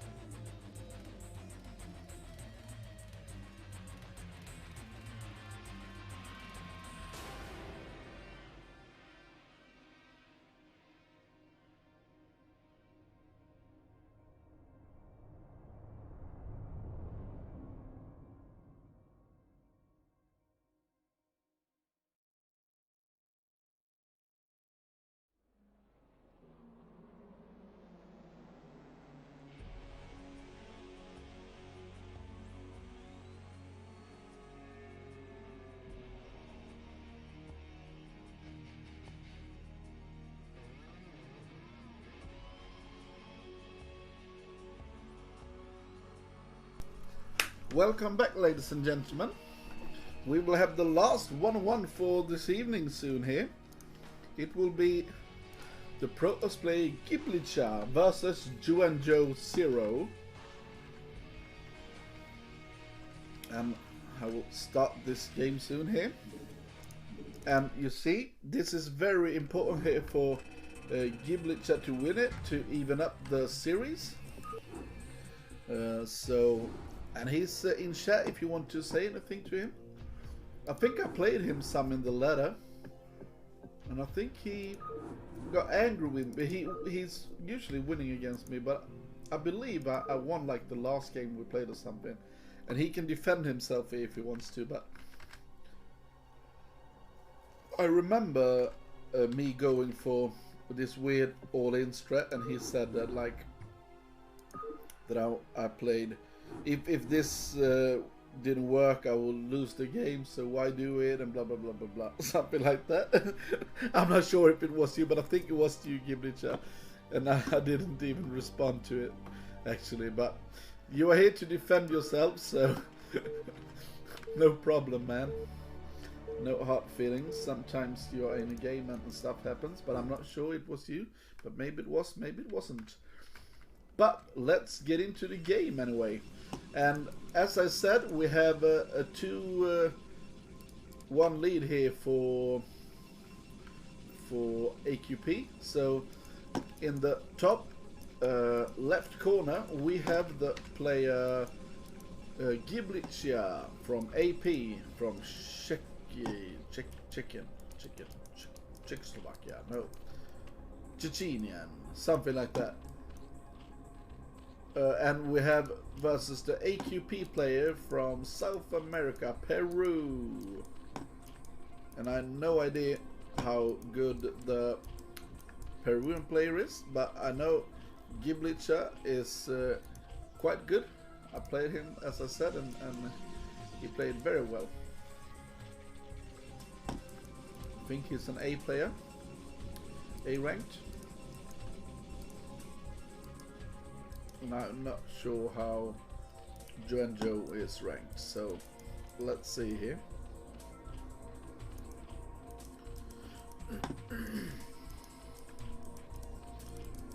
Okay, this is an overpool versus 10 gate. So overpool versus 10 gate. Interesting. And he will scout it. So let's see what will happen with it. Maybe he will now be able to deny the hatchery here. Oh, this is a scout. Just a scout. Doesn't even try to take the mat here. Okay, let's see if how long he can deny it. Okay, he's sending out an extra one. Oh no! That was too easy. That was just too easy. Let's see, will he send the sealer here, or will he just wall in?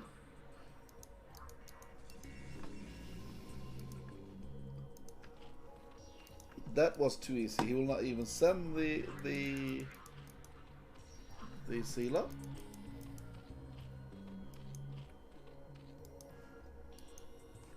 Okay, he will try to take an expansion instead. Oh!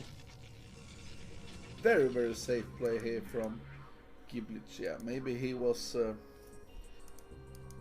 bit scared of the Zerglings coming in here.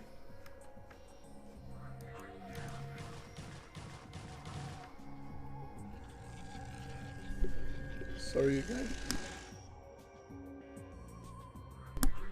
Sorry, I just need to sneeze there. Oh, he's getting in with 3 Zerglings here. And he's trying to get in with 1 more. Oh, he will. Let's see now. This is a... Right now, this is a micro battle here. No units lost yet. And look at this, he's taking the 3rd. Quiet off to the side. He's not taking the Normal third up here.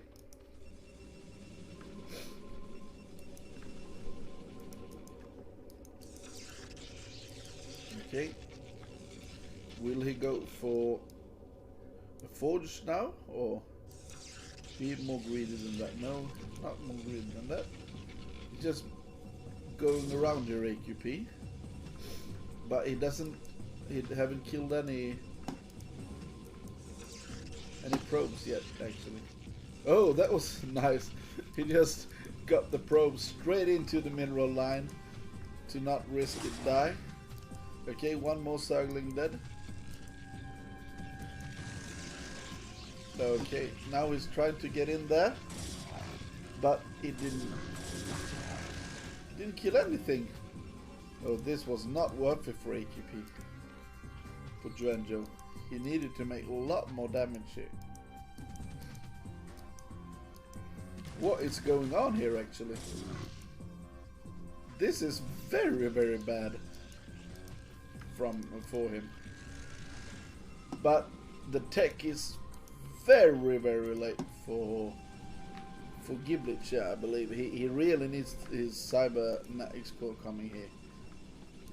That's quite late, but look at this. This didn't do anything for Juanjo, this running around. He didn't even put off mining. And now look at this. 4 zealots are coming in. This is not enough against 4 zealots. And no micro whatsoever there from Juanjo. What's this? He's just falling apart here, it looks like. Okay, 1 drone goes down. Oh, he's been too greedy. Look at this, he doesn't have anything. Spire coming, but this is a lot of zealots, and 2 more zealots are arriving here. Oh, this is not what you are used to see. He had all the scouting ability in the world. He just, yeah. And look at this. He's using his hatchery as a wall. So he's using the opponent's hatchery in a great way.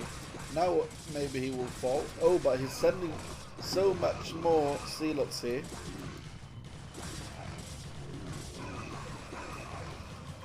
And now he clears it, but in what cost? It's 35 probes to 22 drones here. This is not what you want to have as a Zerg player, that when you are supposed to drone you need to make so many Zerglings. And will this be an all-in now? No, he's droning up again.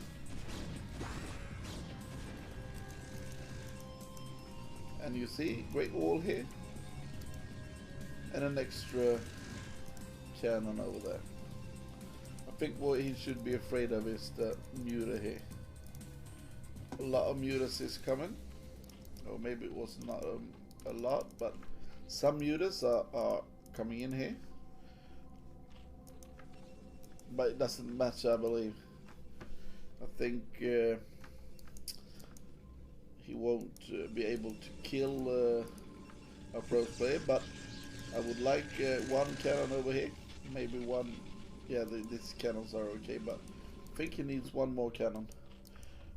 And I don't think he saw the mutas actually. And it's only making 1 Corsair against this. And now we'll see 3 mutas just going in and picking off probes in his main. Because he was a bit too greedy with not making this cannon earlier. Now we forgot to cancel it. He only have 1 Corsair. No upgrades coming to the Corsair. And now Scourge is coming out. Okay, let's see here.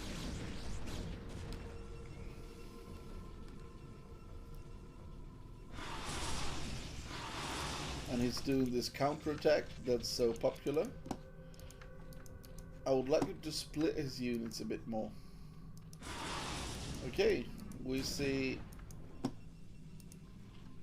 him try to just poke in. I think he needs to go back because of the huge amount of Zerglings and oh no no no no no no no no no! He will lose all of this.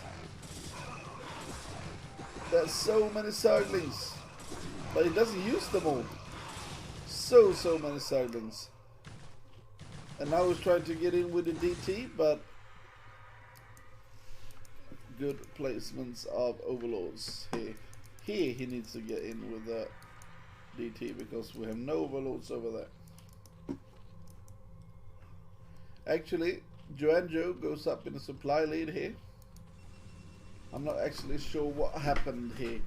I thought that BWCL played a great game from the start. He just poked in, attacked, used this ramp, then he just moved out, got got surrounded, and lost a lot.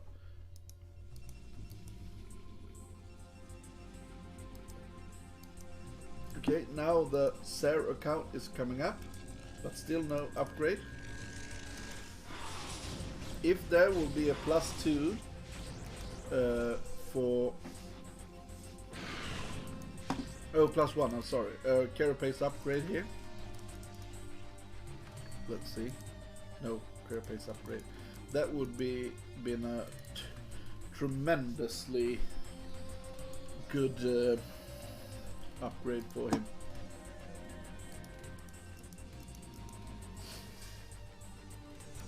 Two Sairs. I'm not sure what the follow-up will be to this. Oh, now we see the gateway explosion. Let's see how many. 1, 2, 3, 4, 5, 6. Yeah, so 7 gates. Maybe this will be a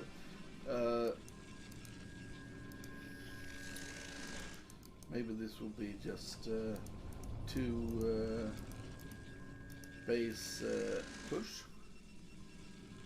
I like that style. It's very hard to play against. We see no Zerg upgrades. What's... oh, there, sorry. We have them in main. I think you could set rate a little better, maybe. Because you have so many drones in main. And now he will try to take the 4th base already. So let's see what will happen here.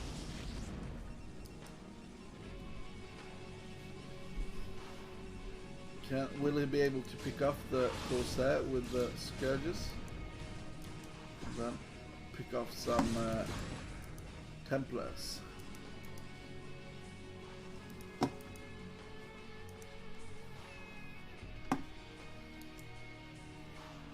Very defensive game right now though.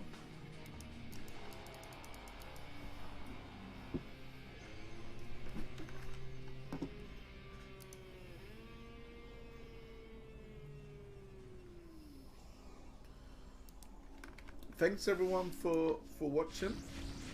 Please subscribe to the channel if you haven't. I will start to cast a lot of BWCL. I will start to cast once a week.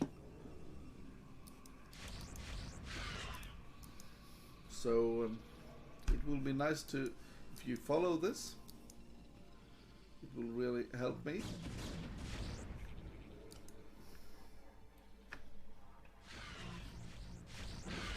Oh, all the Scourge! No, no, no, BWCL, you can't lose all the Scourge because now I think it really needs to make damage with this attack, but where's the Observer? And this is what happens when you lose your Corsairs. They will just start to pick off your Templars. And now he attacks without Observer. This is going really sour for our Protoss player actually. And now he's losing a lot of units. And we see that Zerg is up to 4 bases already. Hive is coming. We see the 1-1 is coming. A lot of shenanigans going on here from our Zerg player, just making this move out. I don't like this move out whatsoever. but thing that saves him is the missed observer. But now the observer is here, and now the observer sees what's going on here.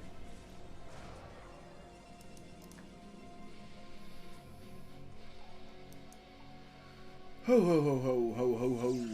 Okay, so there's still no third expansion from our pros player, and he's getting up to 8 racks, 9 gates, 9 gateways. That's a lot of push. So he just wants to push him with straight up fights here. He doesn't want an intelligent game. Oh, nice storms, and he's turning them into Archons after that. I don't like that though, but really nice storms in the beginning. But right now you see here, he's going in with all of his Zealots, and the Zealots are just being crushed by the Lurker. So now he needs to pick all the Lurkers off here, and then maybe move back, because you can't fight the big armies with only Dragoons. He needs some different units here. He needs some Zealots and stuff. Now he needs, I believe, to get up to the high ground. Very hard.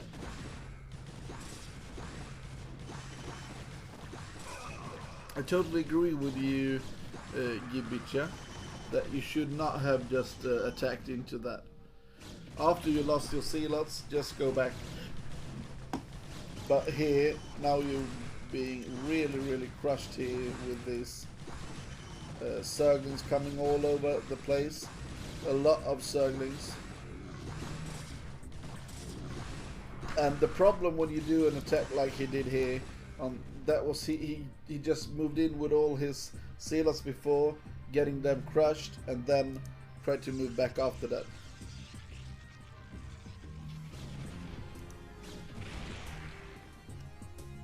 Oh, now people are talking in chat. That's wonderful.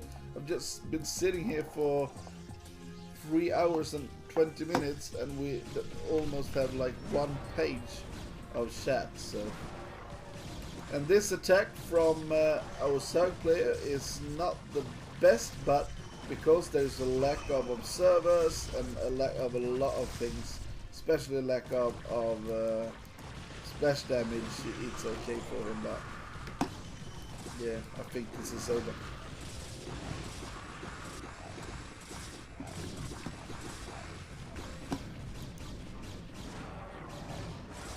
A lot of cracklings and lurkers are just streaming across the map. Very good grades here from Sir as well. He's upgrading all the time, you see it. Oh, this is interesting. You can explain this to me, Giblicha.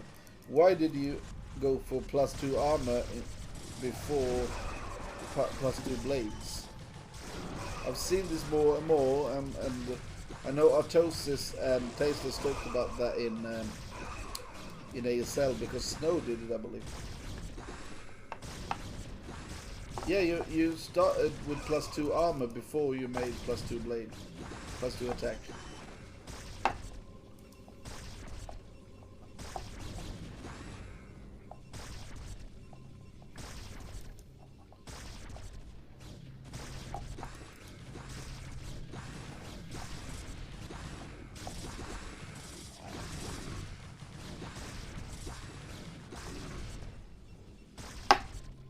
Okay. Yeah, I've seen like a meta shift on it. I know Artosis and Taste talked about it as well. This is slow Zealots. Yeah, GG.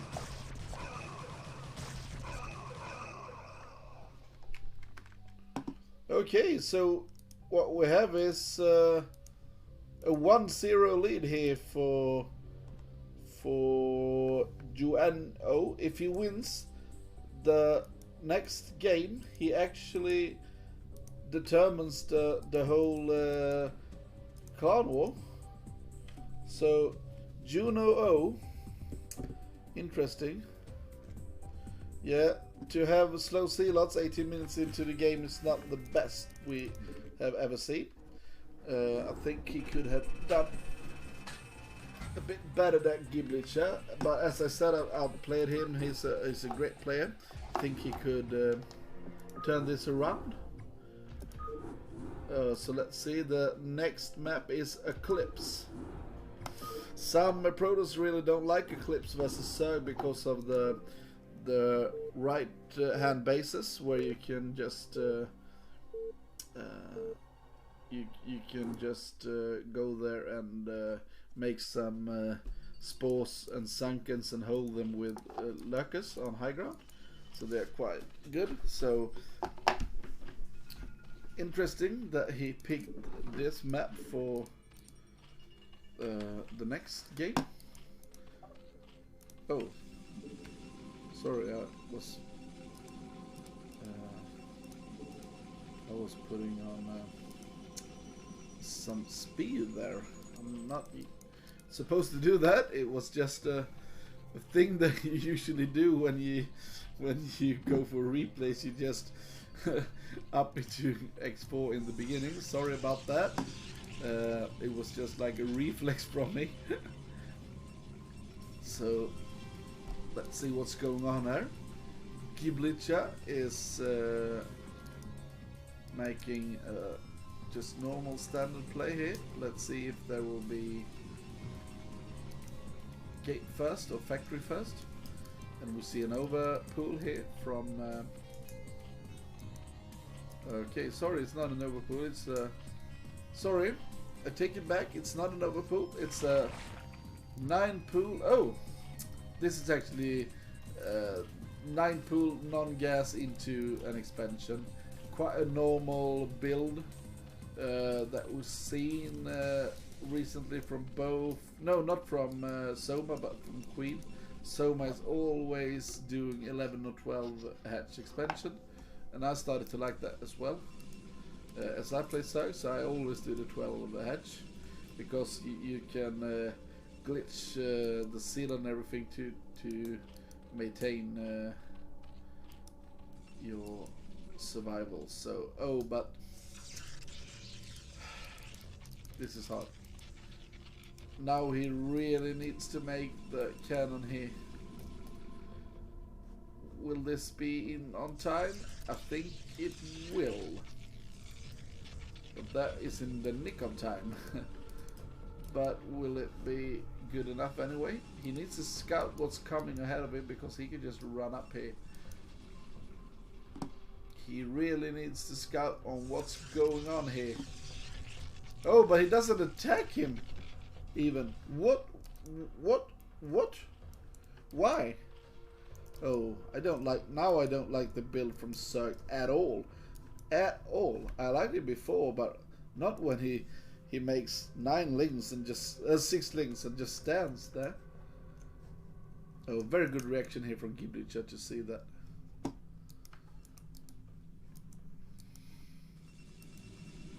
Very, very good reaction here. And is this is some weird playstyle here from Joanjo. Will it be a Ling all in, or what will it be? Maybe, yeah, there. This is a 2 hatch Muta maybe?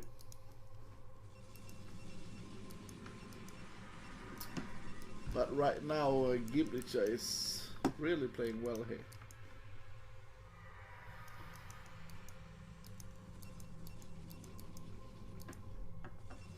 I would love to go for some scouts.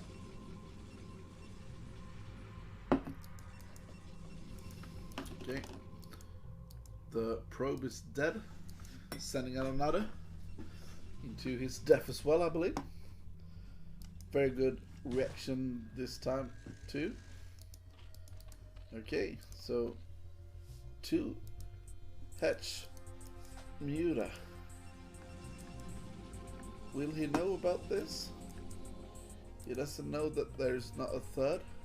He haven't scouted it yet. But what he knows is that someone is really not want to be scouted. Look at this. 3 idling drones to not go down. Okay, so we have the lair, yeah, and we have the spire. Oh, and he will skip the. I think he actually will skip the Corsairs here, Giblitcha. Will this be the all-in goon style, or what will this be? Interesting.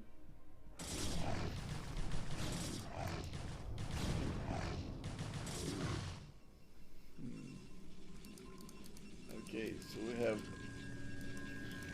goons coming already. This is like the Oija build.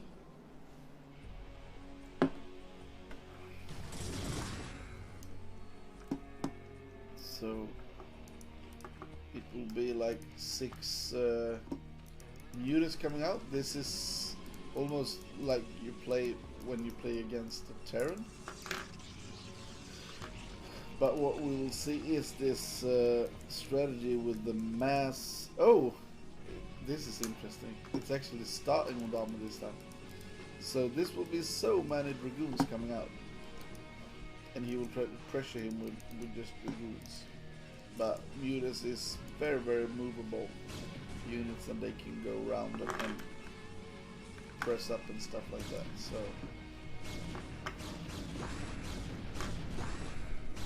but I think Giblitcha right now is in a great position.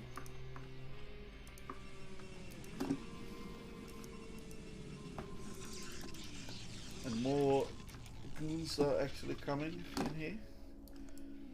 Mutas is flying out. Oh, we see 1 cannon.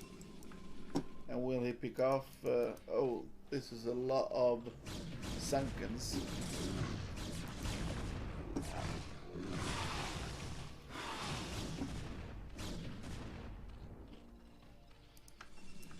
Now the Mutas is just coming in here. Straight up.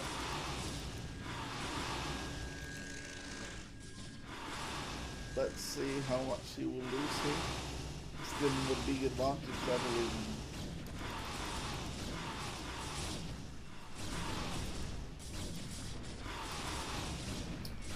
Interesting. He's trying to just straight up battle the goons with the Hydras. The DPS is really, really low on the dragoons.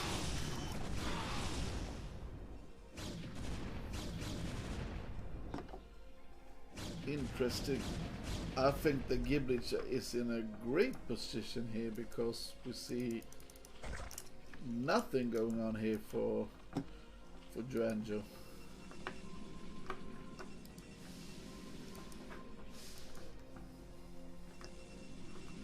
Nothing is going on for him.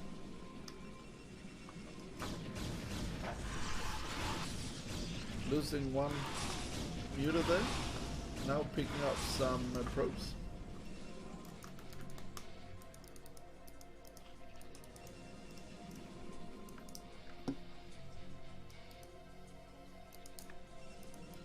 Okay, so the follow-up here will be Archon and Speed Zealots, I believe, anyway. And look at this. It's just losing Muta after Muta after Muta. What is going on, ladies and gentlemen? Joanjo just straight up losing this. And now he realized that how easy this is to abuse this position, but he's lost too much already.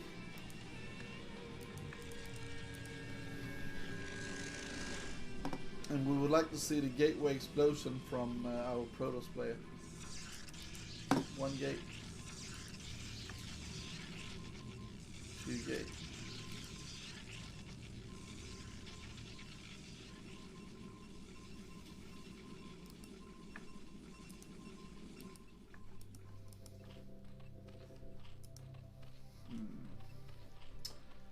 Interesting though, we see no third here from our Zerg player. and look at the difference in worker. I think that Joanjo needs to hurt the Gimlich a bit to not just fall apart here.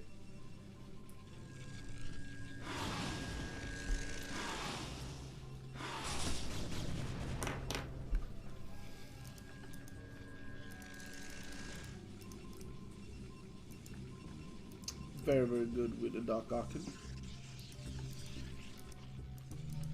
But what is the point, really, from our mud green Zerg? What's the point here?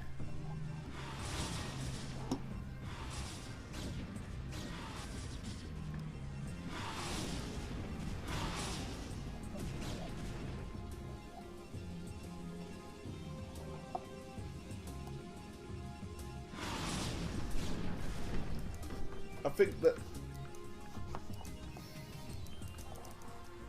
yeah, I see your point here, Gimlich, but I think you can just move out earlier. Make one Archon and move out. Actually, that's if you see how Oja do this. He does the same strat, but then he just moves out. More cannons in the main and then move out.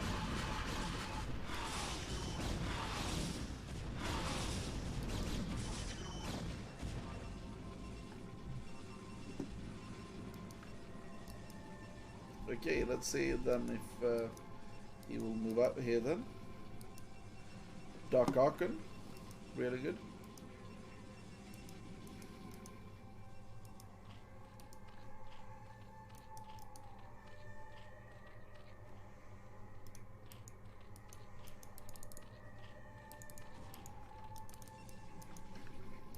And now we see the big move out here. A lot of units from our Protoss player. Maybe it's a bit of an anti-timing. I think he maybe should have waited for the +2 armor before he moves out, but still, it will be fantastic move up for him. But he should not wait too long. And now speed is coming, more upgrades is coming, and now he have the +2, and I think he could just shred this Zerg army with the Dark Archon and everything that he got. So let's see what happens. Interesting here to see. Okay, will he try to look now? Oh, look at this! This is lovely. Look at the supply. That was, I think, 9 or 10 mutas. Look at the supply count there. You don't want that to happen. And this is the thing. It costs 75 energy to do it, so he still have 75. He's like, he do it again.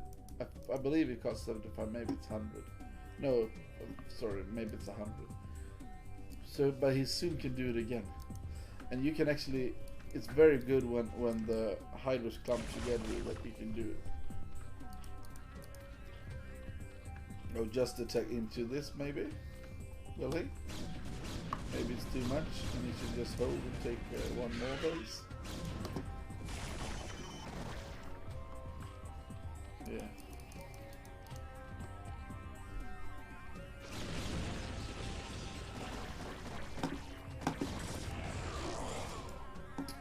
Some good pickups by Zerg there, but that's not the story of this game.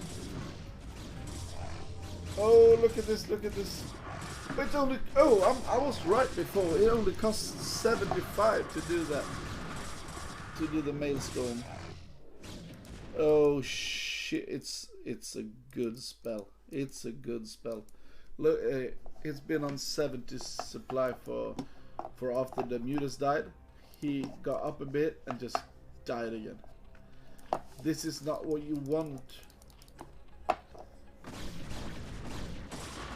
Oh, and the great storm here, and Gibisha is just attacking and winning here. But now he needs to control this good. Really good storms. They just obliterate everything. Now moving forward with Zealots. This is actually GG, ladies and gentlemen.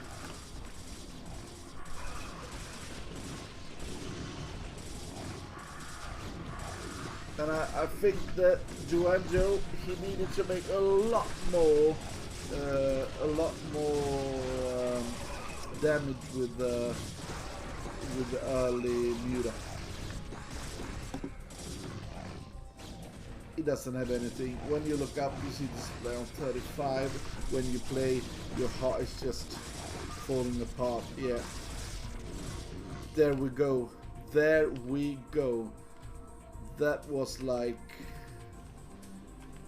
That was very, very good play here for our pros player. He obliterated him. He didn't take a lot of damage versus the Mutas, and we have a series on our hands once again, and that's what we want to see.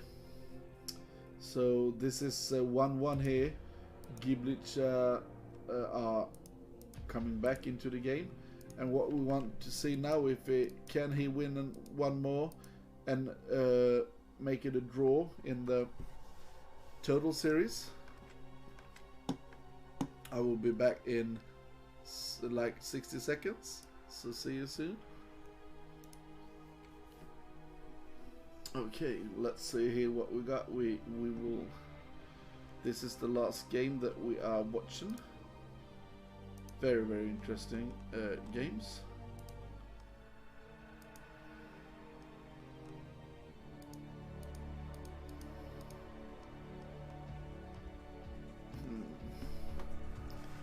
So it was a great game from Giblich, yeah, that we just saw there. It's getting really, really hot in the room where I am.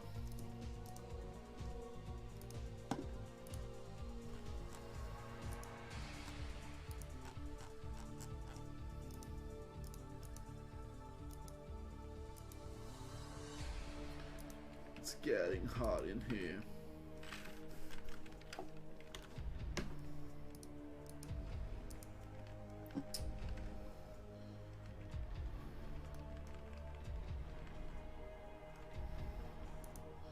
Okay, ladies and gentlemen, I'm happy to see all of you here. I'm not sure if you noticed on my Twitch, I think I have added some like noise things that you can do if you want to. If you cheer, you can like press and do some noises and stuff like that if you go to about me or something, and then you have this noise things that you can try to do.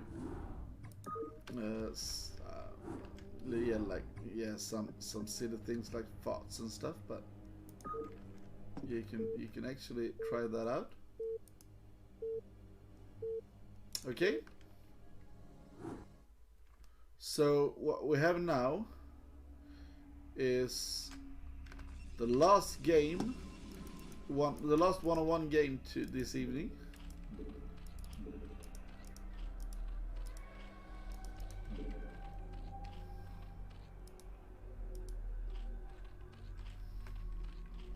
Okay, so it's Joanjo, oh, something like that, in the orange, in the top left, and in the top right we have the ugly blue, light blue, I'm not sure, Protoss player Giblichia.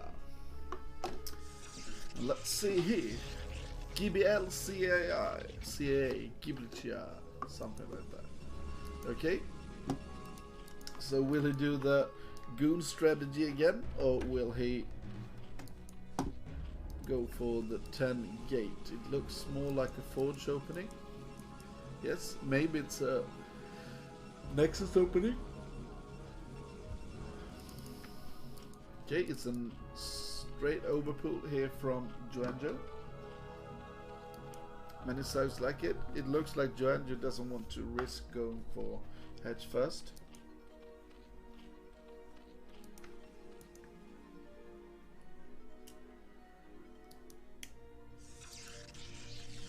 It's a forge on 12 forge. Not too greedy, but a bit greedy. That's good. I know my teammate CRVT. He likes to go the 418 Nexus a lot. Okay, this is good. The 12 Nexus, and then I see a little problem here. I must say, this is too narrow. What will he do versus a Hydra bust here? He can't fit more than like. Oh, this is too tight. Isn't this too tight, you Protoss players out there? Please tell me, because he can reach in and kill this. Am I right or am I wrong? I'm not sure. Oh.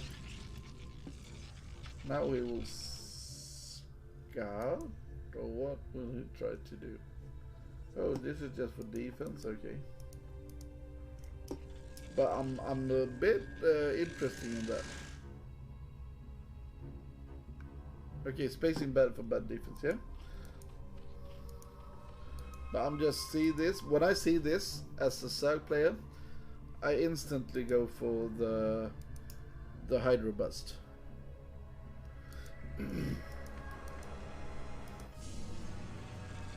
Let's see here. Oh no no no no no no! Very very good here. Oh no no no! Oh, 4 Zerglings actually coming in, and no Zealots or anything is done. He lost only 1 probe in the beginning. Let's see here, and this is almost full health for the Lings here. He really needs to get a seal up, because this is so he should not lose the gas here, but he will. And to lose the gas here, oh, will this be game for him? I'm so afraid of him here. I'm so afraid for Giblicha. Oh, why is Zerg attacking him?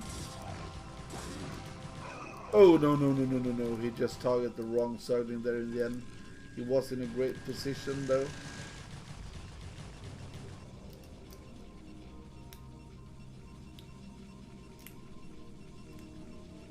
He really needs to get something going for him here. And now he's losing too many probes. I think he lost 2 probes over there. 2 probes is not what you want to lose here. Okay, let's see what the Zerg is up to. Will this be... We don't see the gas taking yet, but it still easily could be a muta play. I think a muta play here is superb, because he's so late.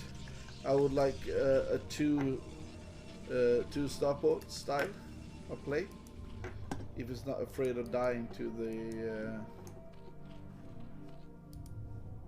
Hydra bust.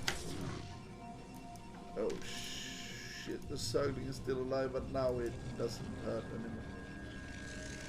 Okay, he's getting out.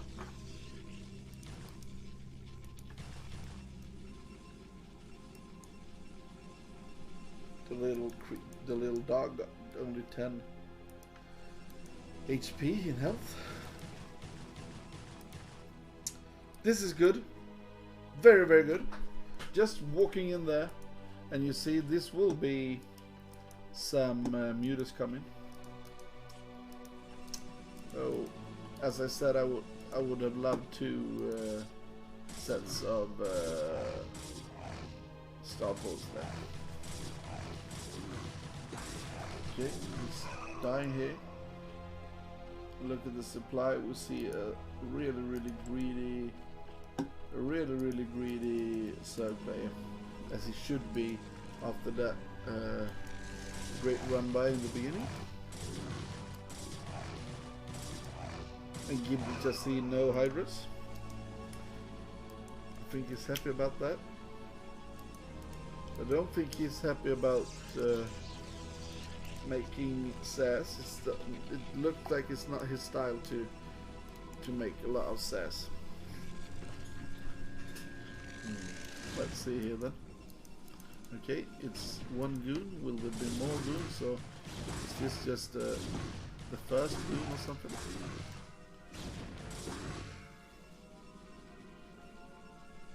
Yeah, I understand the Sealet was just for scouting, of course, because you were afraid of the bus because of the wall and stuff. More Zerglings are coming, and we see actually no Mutas.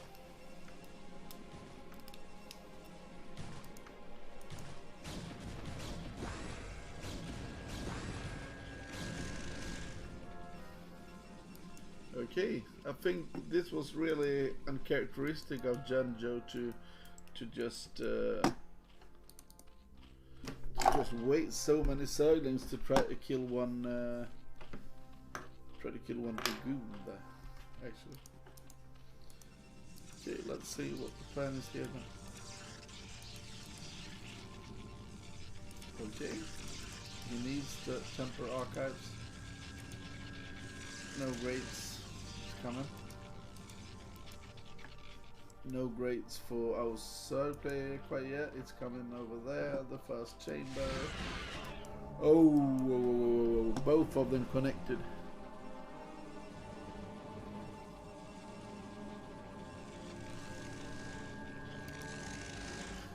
Hi there, Lucky Noob. Thank you for joining the chat. This has been a quite interesting stream this day with no people talking to me. I like when some people say something in the chat anyway. Okay, so let's see here. 1, 2, 3, 4, 5, 6 gates. Just getting up to that.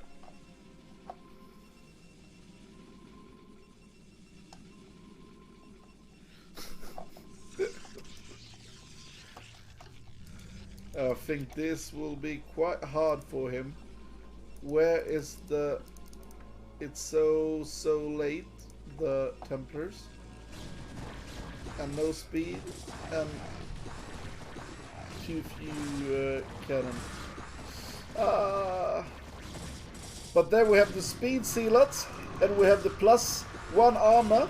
So this is very interesting on how this pins out though. Yeah, we need cannons, but we need some space as well to put them. Yeah, where is the DT is not a good idea because of the... Now we have the Storm. Storm the living shit out of it.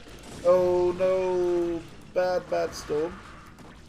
Let's see here. One cannon is coming up and then he will use the other Storm soon. Interesting. More Sid are coming. It's 5 gate now, and more Hydras are actually moving on. Now one more Storm coming right now. Oh, great Storm, great dodge as well, but it's still connected a bit. Now he needs to go back and we don't need to morph the Archon there. Will he actually survive here? 2 cannons. Maybe surround it and put some... maybe he can surround here and get the probes with it too. Oh, this is a mistake though. Why do he need to forge over here? He have a forge already. This is some kind of mistake, but I don't think he will die here.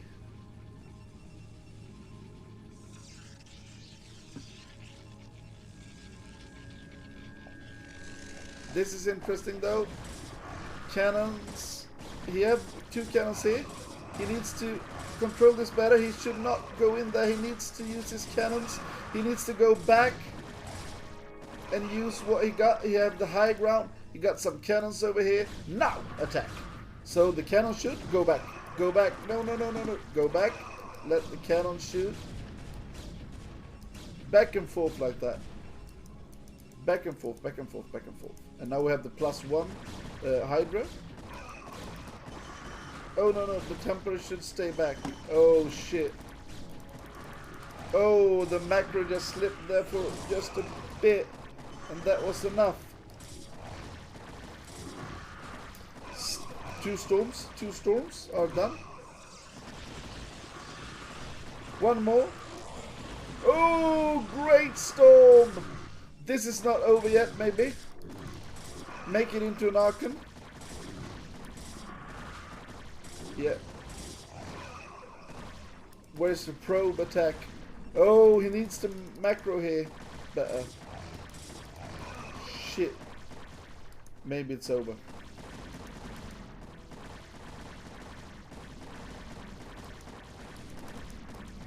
Now, a lot of units streaming down here. Go down, attack the Hydras. It's not that many Hydras left here, but they're coming more. He's streaming in more Hydras. Very good snipe of the Archon.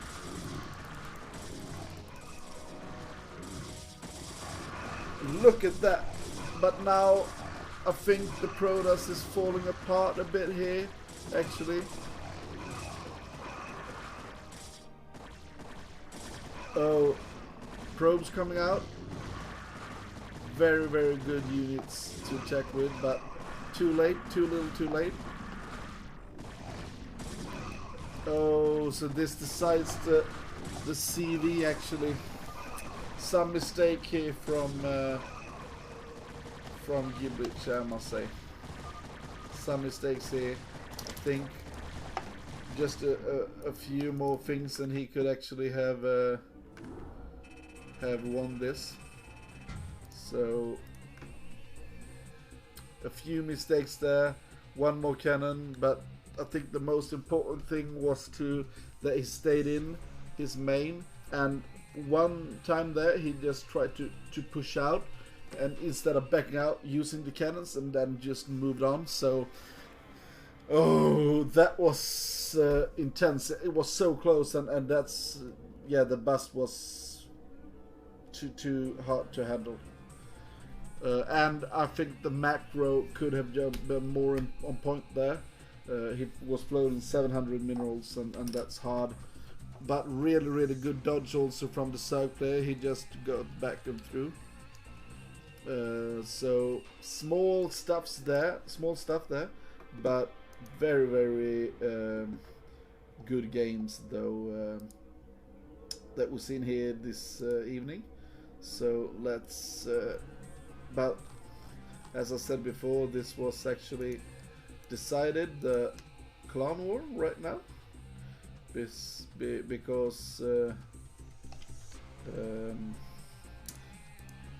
the lead is now 3-1. So we will get into the 2-on-2 here.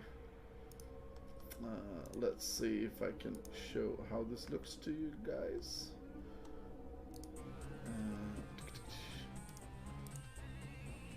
So it's been quite even though. If you look here, we can see that there you go. We have 3-1 aQp, and the first was a 2-0 for Crow, and I don't think the Crow could have won that because it was quite a beating. And then we have Dollar versus Kervin, and the macro game, Kervin actually won. Great game, the second there. And then we had Isu versus Juanchi, and Isu was just a weaker player, and he won just because of build order in the first game, and was actually close to throwing it away. And then we had we didn't actually go into a longer game. Yeah, maybe the first game, but Gibblich he didn't upgrade speed and made some mistakes in the first game, and in the second game Dranjo played as you do versus Terran and two hatch Muta, and it didn't work whatsoever. And in the last game I think Gibblich just made some mistakes, and that's was the difference between those players. So I will set it up for the 2-on-2, and that will be the last game for this evening. I'm so pleased that you're with me. You see, we have 60 days to go here to let the stream great. I'm fixing a lot of things here for it, a stream changer and stuff like that, so I won't forget to switch into game mode and stuff like that. So if you want to support me, please do, and if you want to follow the stream, please do that. I will just have a short break to set everything up and drink a little bit of water. So see you here in some minutes. Bye bye for now.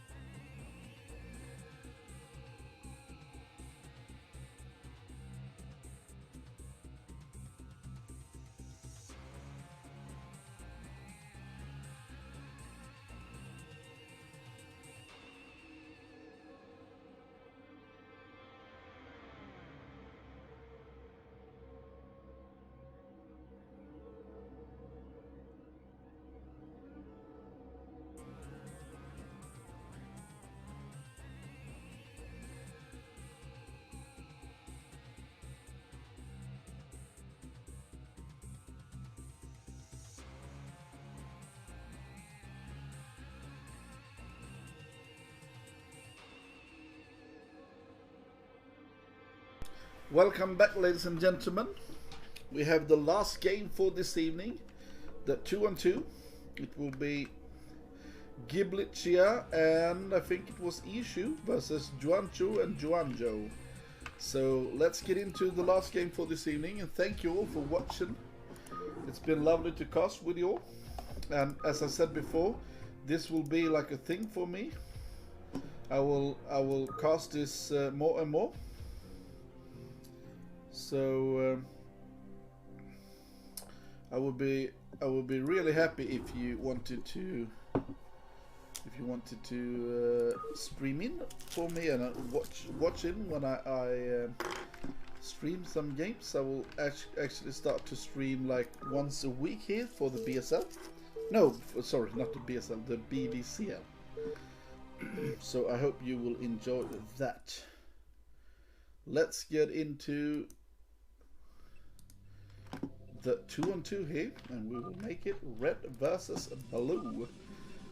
And let's present the players. Oh, sorry, we need to do this before we can do it in that way.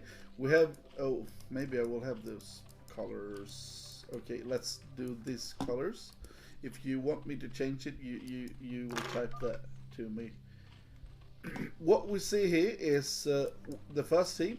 It's the blue Zerg, Juanxi, and the orange Zerg, Juanzhou, versus Giblicha and Pisho. So that's what we're having. So it's a CC versus a CP. And that's quite hard, especially for the Zerg player here. And this is ringing blooms, so you can make a defense on these cocoons here. You can make sunkens there, and you have an extra base that you can use over here. So it's quite easy to expand, but in this case it can be quite difficult for Pizzu because of how this game is heading out. But let's see what they are doing. Okay, this is interesting. It's an expansion from our blue Juanji, and it's indoor hatchery from Juanzhou. So it's actually non-aggressive whatsoever, and we see Giblicha making straight cannon here, and the only person that makes a 12 pool who's a bit afraid, it looks like, is Pizzu. Oh, and he's making a sunken here, yeah, because he's so afraid of what could come. So this is very, very interesting style, and we don't usually see the cannon style on a 2v2, but maybe he feels he needs to do it. Okay, so this is a sunken over here then, under here. And we have a hatchery over here. And here we have just lings. And let's see if he will make... Okay, we see speed here, but one drones keep on mining gas. This is weird.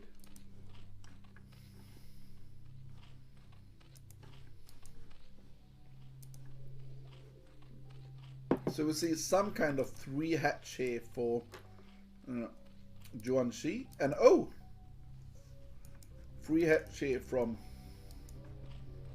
Juanzhou as well. But now he's... Oh, maybe this was a mistake then. The thing is, for this to be able to happen, he knows, they know, the Zerg player, that the 2 Zergs, that they will be afraid of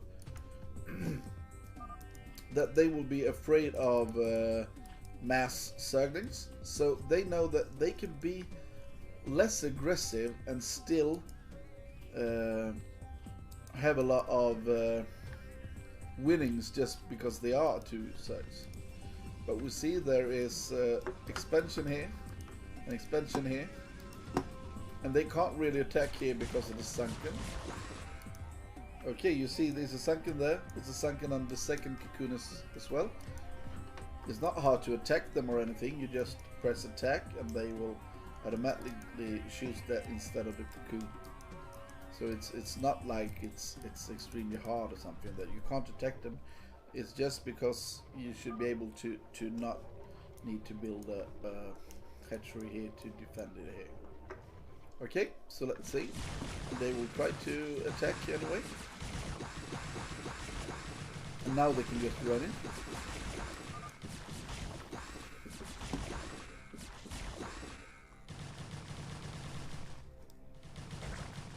And there is no... oh, very good drone drill, but will it be enough? He's losing drones left and right, only 10 left. This is the problem with a so defensive Protoss player. What can they do now?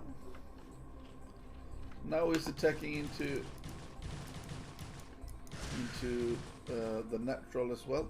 So this is so hard. And what I would like instead of this type of style is when the Zerg player goes for just all in links, and the Protoss player goes for 2 Stargate SAS. But look at this, look at the blue play Juanji, mass Hydra, a lot of units. And now they try to attack this person. Oh, they are both doing a lot of Hydras. Very interesting game, this 2-on-2 games on this weird map. Straight, just past him, going straight to kill these 3 drones. Killed 2 of them. No, 1. Sorry, just 1 drone got down. So not the best of attacks here, but I think the problem is the saturation of Juanji. 29 drones, and now he can just do a lot of units here. And we see Pizza trying to drone up as well.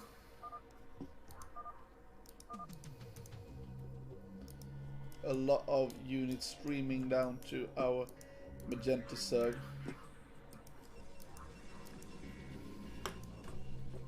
Very interesting type of style here. Usually you like one of them to make mutas to just be able to control, but no mutas here. Okay. They can't attack into this, too many. Oh, they will try anyway. Isn't 5 Sunkers on high ground too much? It looks like no, it's maybe not. Maybe it's okay. Oh, all the army is dying here. Killed 3 Sunkens, it was not worth it, but now they need to hold against the next attack here.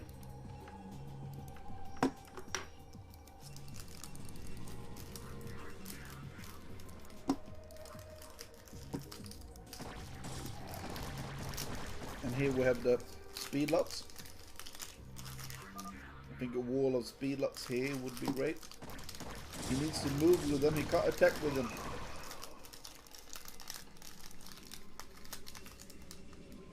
Very interesting to see this type of a game style.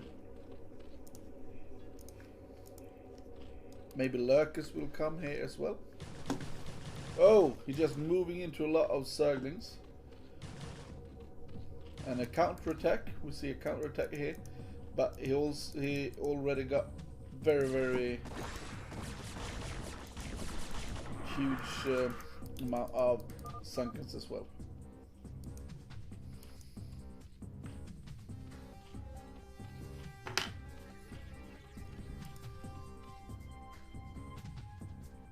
It looked like blue are the one to boss around his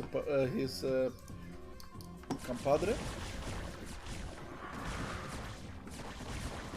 He just attacks into this again. This is so many Sunkens. But It's so many Hydras as well. Where is the units from our Magenta? Oh, I don't think that Protoss can be that happy with him after losing unit after unit here. Now he needs to make more Sunkens again, but the money is running out. He's on 13 drones. Very bad echo. And now one more attack is coming. They need tempers to handle this army. Now I think the Zerg will die. Will Protoss give up, or will he try to take a third base and battle this out? I think it's over. Yeah, Lurker tech is coming as well. The Lurker respect. GG. Let's see if he gives up or not. Oh, he gave up. So that was 1-0. Yeah, sometimes that happens. It's really hard to do anything against that on that map, I believe. But I think that actually as I said, what I like is that you go for the mass ling, and the Protoss goes for 2 Stargate and slowly get up to try to hold or something, or you can he can cannon you. But on that map it's so weird, so I'm not sure if normal things apply to that style. That's the problem with it, because it's such a weird map with the sunken possibilities and everything like that. So yeah, I'm not sure that it actually it will work. Okay, let's get into the second game. It's Shakura Temple, but the first time we've seen that today. It's an interesting map. I'm not really sure how that plays out in 2v2 either, so let's see here what colors we have again and so on. We have, okay, let's go. We have upstairs, we have the Juanzhou O in the orange, in the mud ugly green or something. We have Juachi. Okay, and then we have Isu and Giblicia on the bottom. So top versus bottom, literally in this game. Let's see the openings for the Zergs here. That's usually what's interesting here. A normal 2-gate maybe for Giblicia this game. Will he try to like cannon up the expansion here for his compadre, or will he just make like a 2-gate style? Okay, they say 12 pool full overpool lair. Okay, so he will make overpool lair and he will make 12 pool all out ling, and this is the 9 pool, and this is a gate. Oh, he just said overpool and he made 12 pool. Oh, sorry, he was the one that made the overpool. So he'll make, I think, quick lair and try to hold, and he will just try to hold them to survive. Okay. Will this be speed, or will this be something else? Will this be a lap or speed? It will be speed. There we go with speed. One too many mine, but it's okay. And I like this type of style that they play. It really looks like they know what they're doing, because now he walks out, will just not work. And you see here, oh, he will try to take an expansion. They are very, very greedy Zergs, this.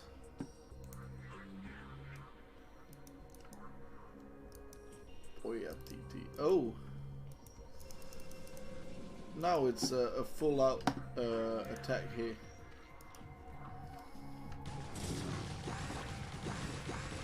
Will this actually be?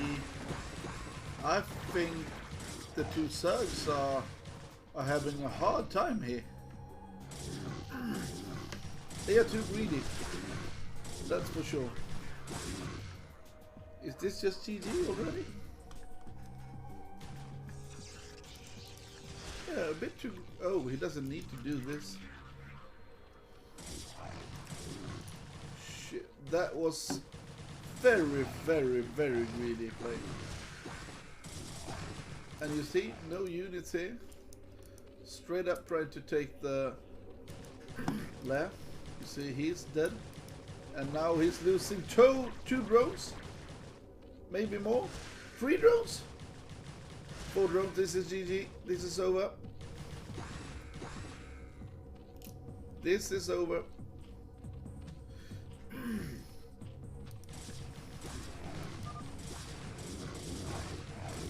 GG. Yep, this is over.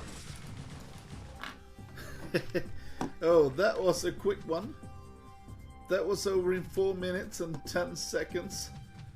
Shit, that was really, really fast. Okay, so there are still only one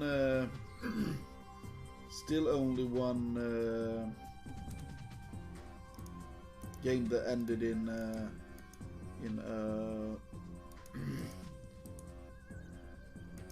2-0 defeat. I think after the first game, I just think that they were too greedy in this game.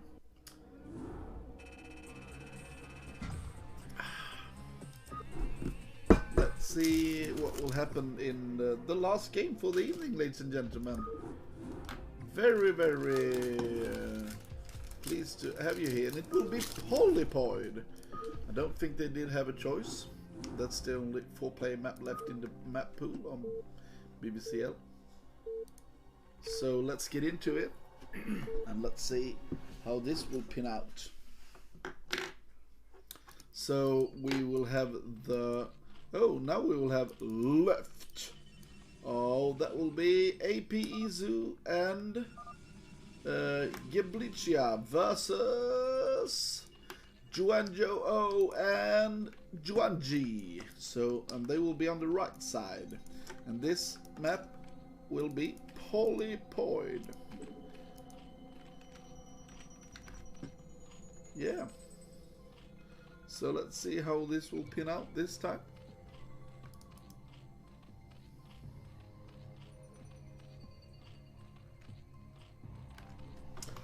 Thank you all for watching. If you want to follow me, please do. I have 129 followers, so one more and we are at 130. So I will be very pleased if I can get to 130 followers this time. Let's see here. I think Pisu will make the 9 pool again.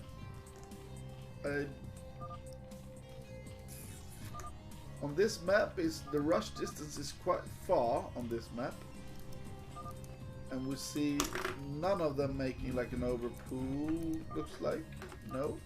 So maybe 2 12 pools or 12 hatch or something. Okay, gateway here from 1 gate. Looks like 1 gate from Glibicha. Now the 2nd gate comes. So it's 9-9 gate and a 9 pool. They will try to be aggressive again. And they will play against 2 hatch indoor. Interesting.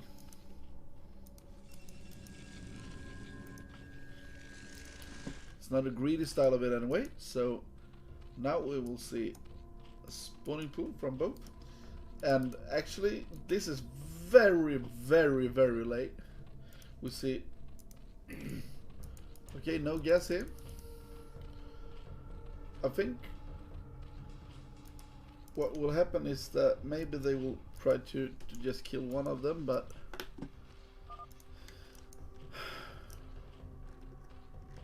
Zerglings, yeah. Okay, making a sunken. Are they attacking one each? Yeah, they are. Not the same.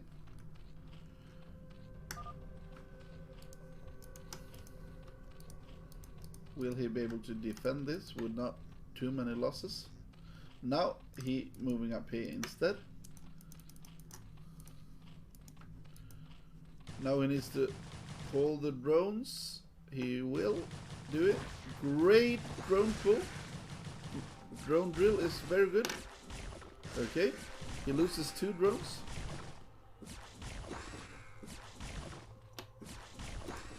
Two drones. Okay. Oh ho! It's an echo chamber. I think actually this was a great hold for the 2 Zergs, because now it's so hard to do anything against what's coming. Now we can make one more sunken here, and it will be easy for him to hold this.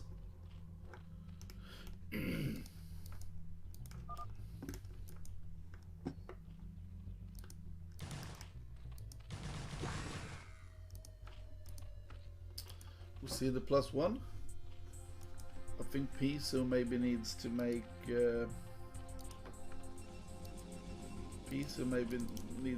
one extra hatchery anyway, and like 2 more drones or something.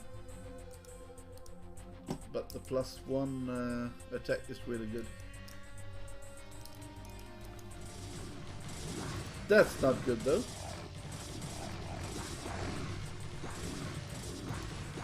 This is just a big waste of Zerglings. Now it's okay, but you should have waited. Now they're just manhandling the seal up there. Okay, are they? Yeah, they are all in here. And let's see now, Pizza needs to have a better arc than he had in his one-on-one. He needs to have a really good arc here. No. Oh, thank you for the follow, aQp Face. Now I have 130 followers. Thanks a lot. Will he die here? This is so many Zerglings. I think this is over. He can drone drill the best he wants. This is too much Zerglings. The +1 is not done yet. This was a miscalculation. GG.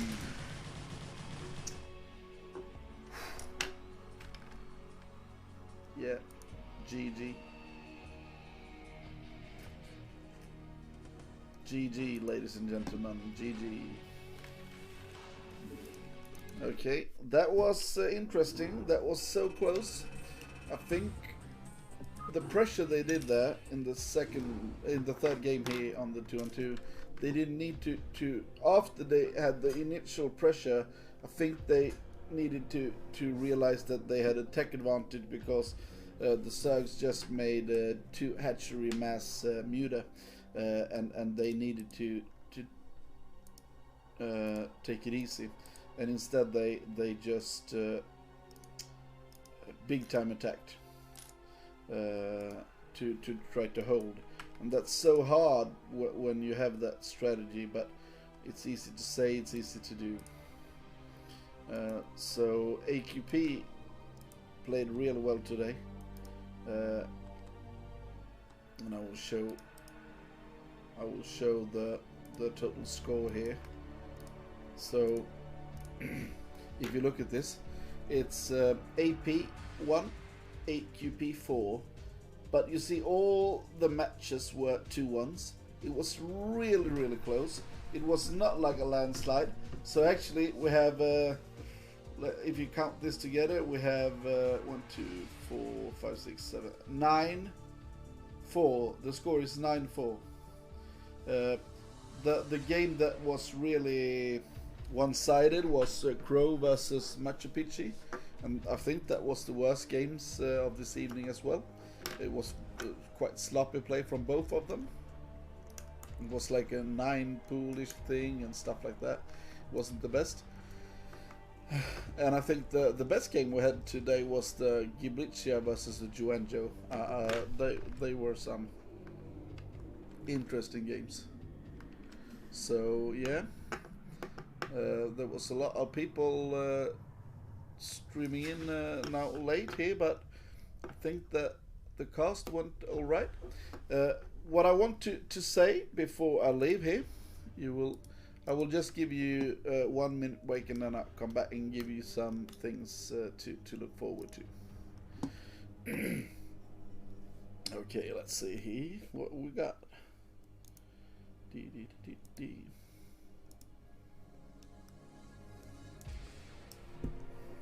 Just drink some water while I wait.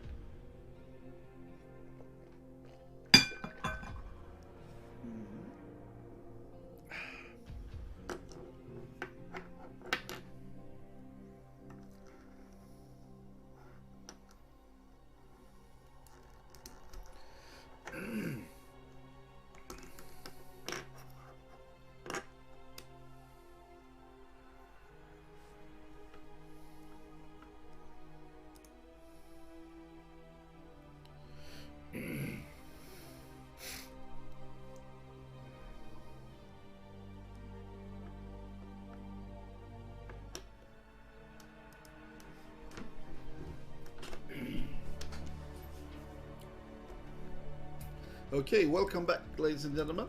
What I will say is that I will start to cast BWCL like every Thursday, I believe, from 8:30 forward or something like that. So this will be more of a regular thing for me now. So please follow me on that, and I hope I will have some high tier games as well. I'm not sure what the rules are there for the casters, but I want to have some really nice games as well to follow through. And I believe that this was okay games, but we didn't have a lot of long macro games today. We have one real good game, Dollar versus Curvin, when Curvin won. And I think we had some great games between maybe the second game between the first and second game between BWCL and Jonjo Zero, and that were close. I think both the series Dollar versus Curvin could have turned the other way around, and I think BWCL versus Genjo could have turned the other way around. I think that Juanshi was better than Issue, and I think Machu Picchu was better than Crow, and the team game could have gone the other way around as well. So that was I think maybe they shouldn't, Team AP shouldn't have tried to rush one more time. But what I want to say is that in 3 days, the 2nd of on Saturday, the 2nd of January, the Red Cup clan. No, the Red Clan. So we will have the Red Clan Cup. I will see. So you will see here. You see it, right? Yeah. This is what will happen. In some days you will have the Red Clan Cup, and I will stream that, and there's a lot of players already signing up, so please sign up to that to be able to so you're able to watch it and stuff, and I think it will be great. So please look into that. Now I'll just go back here where I were, but this is in some days. And and Icy Cup face, thanks a lot for the follow, and CIA, thanks for the follow and everything. I got some followers, So I'm really thankful about that. But I want to make this cast real great, and I'm really trying to make all of it happen. So if you want to subscribe, please do that. If you want to follow, please do that. And if you want to donate anything, please do that. Right now I'm saving up to get some new things for the stream. I already bought myself a green screen, so that will come, I hope, like tomorrow or something. But they are quite slow right now. But what I want to have is like fix some of the backgrounds and stuff, so you don't have to see the room here. And what I'm saving up to now, you see the $500 here. I want to have like a screen changer and stuff like that. So the money you put in here, almost all of it will go to new things for the stream, to just make it better looking and everything like that. And I'm starting to learn slowly but surely. But it's a lot to do, but I'm doing my best. So if you want to support the stream, feel free to do it. Subscribe, Patreon, you know, everything that you can do. But right now, I will say thanks for today. It's been lovely to be here, and thanks to BWCL to let me do this for them. So have a nice night, ladies and gentlemen, and good night. Bye bye.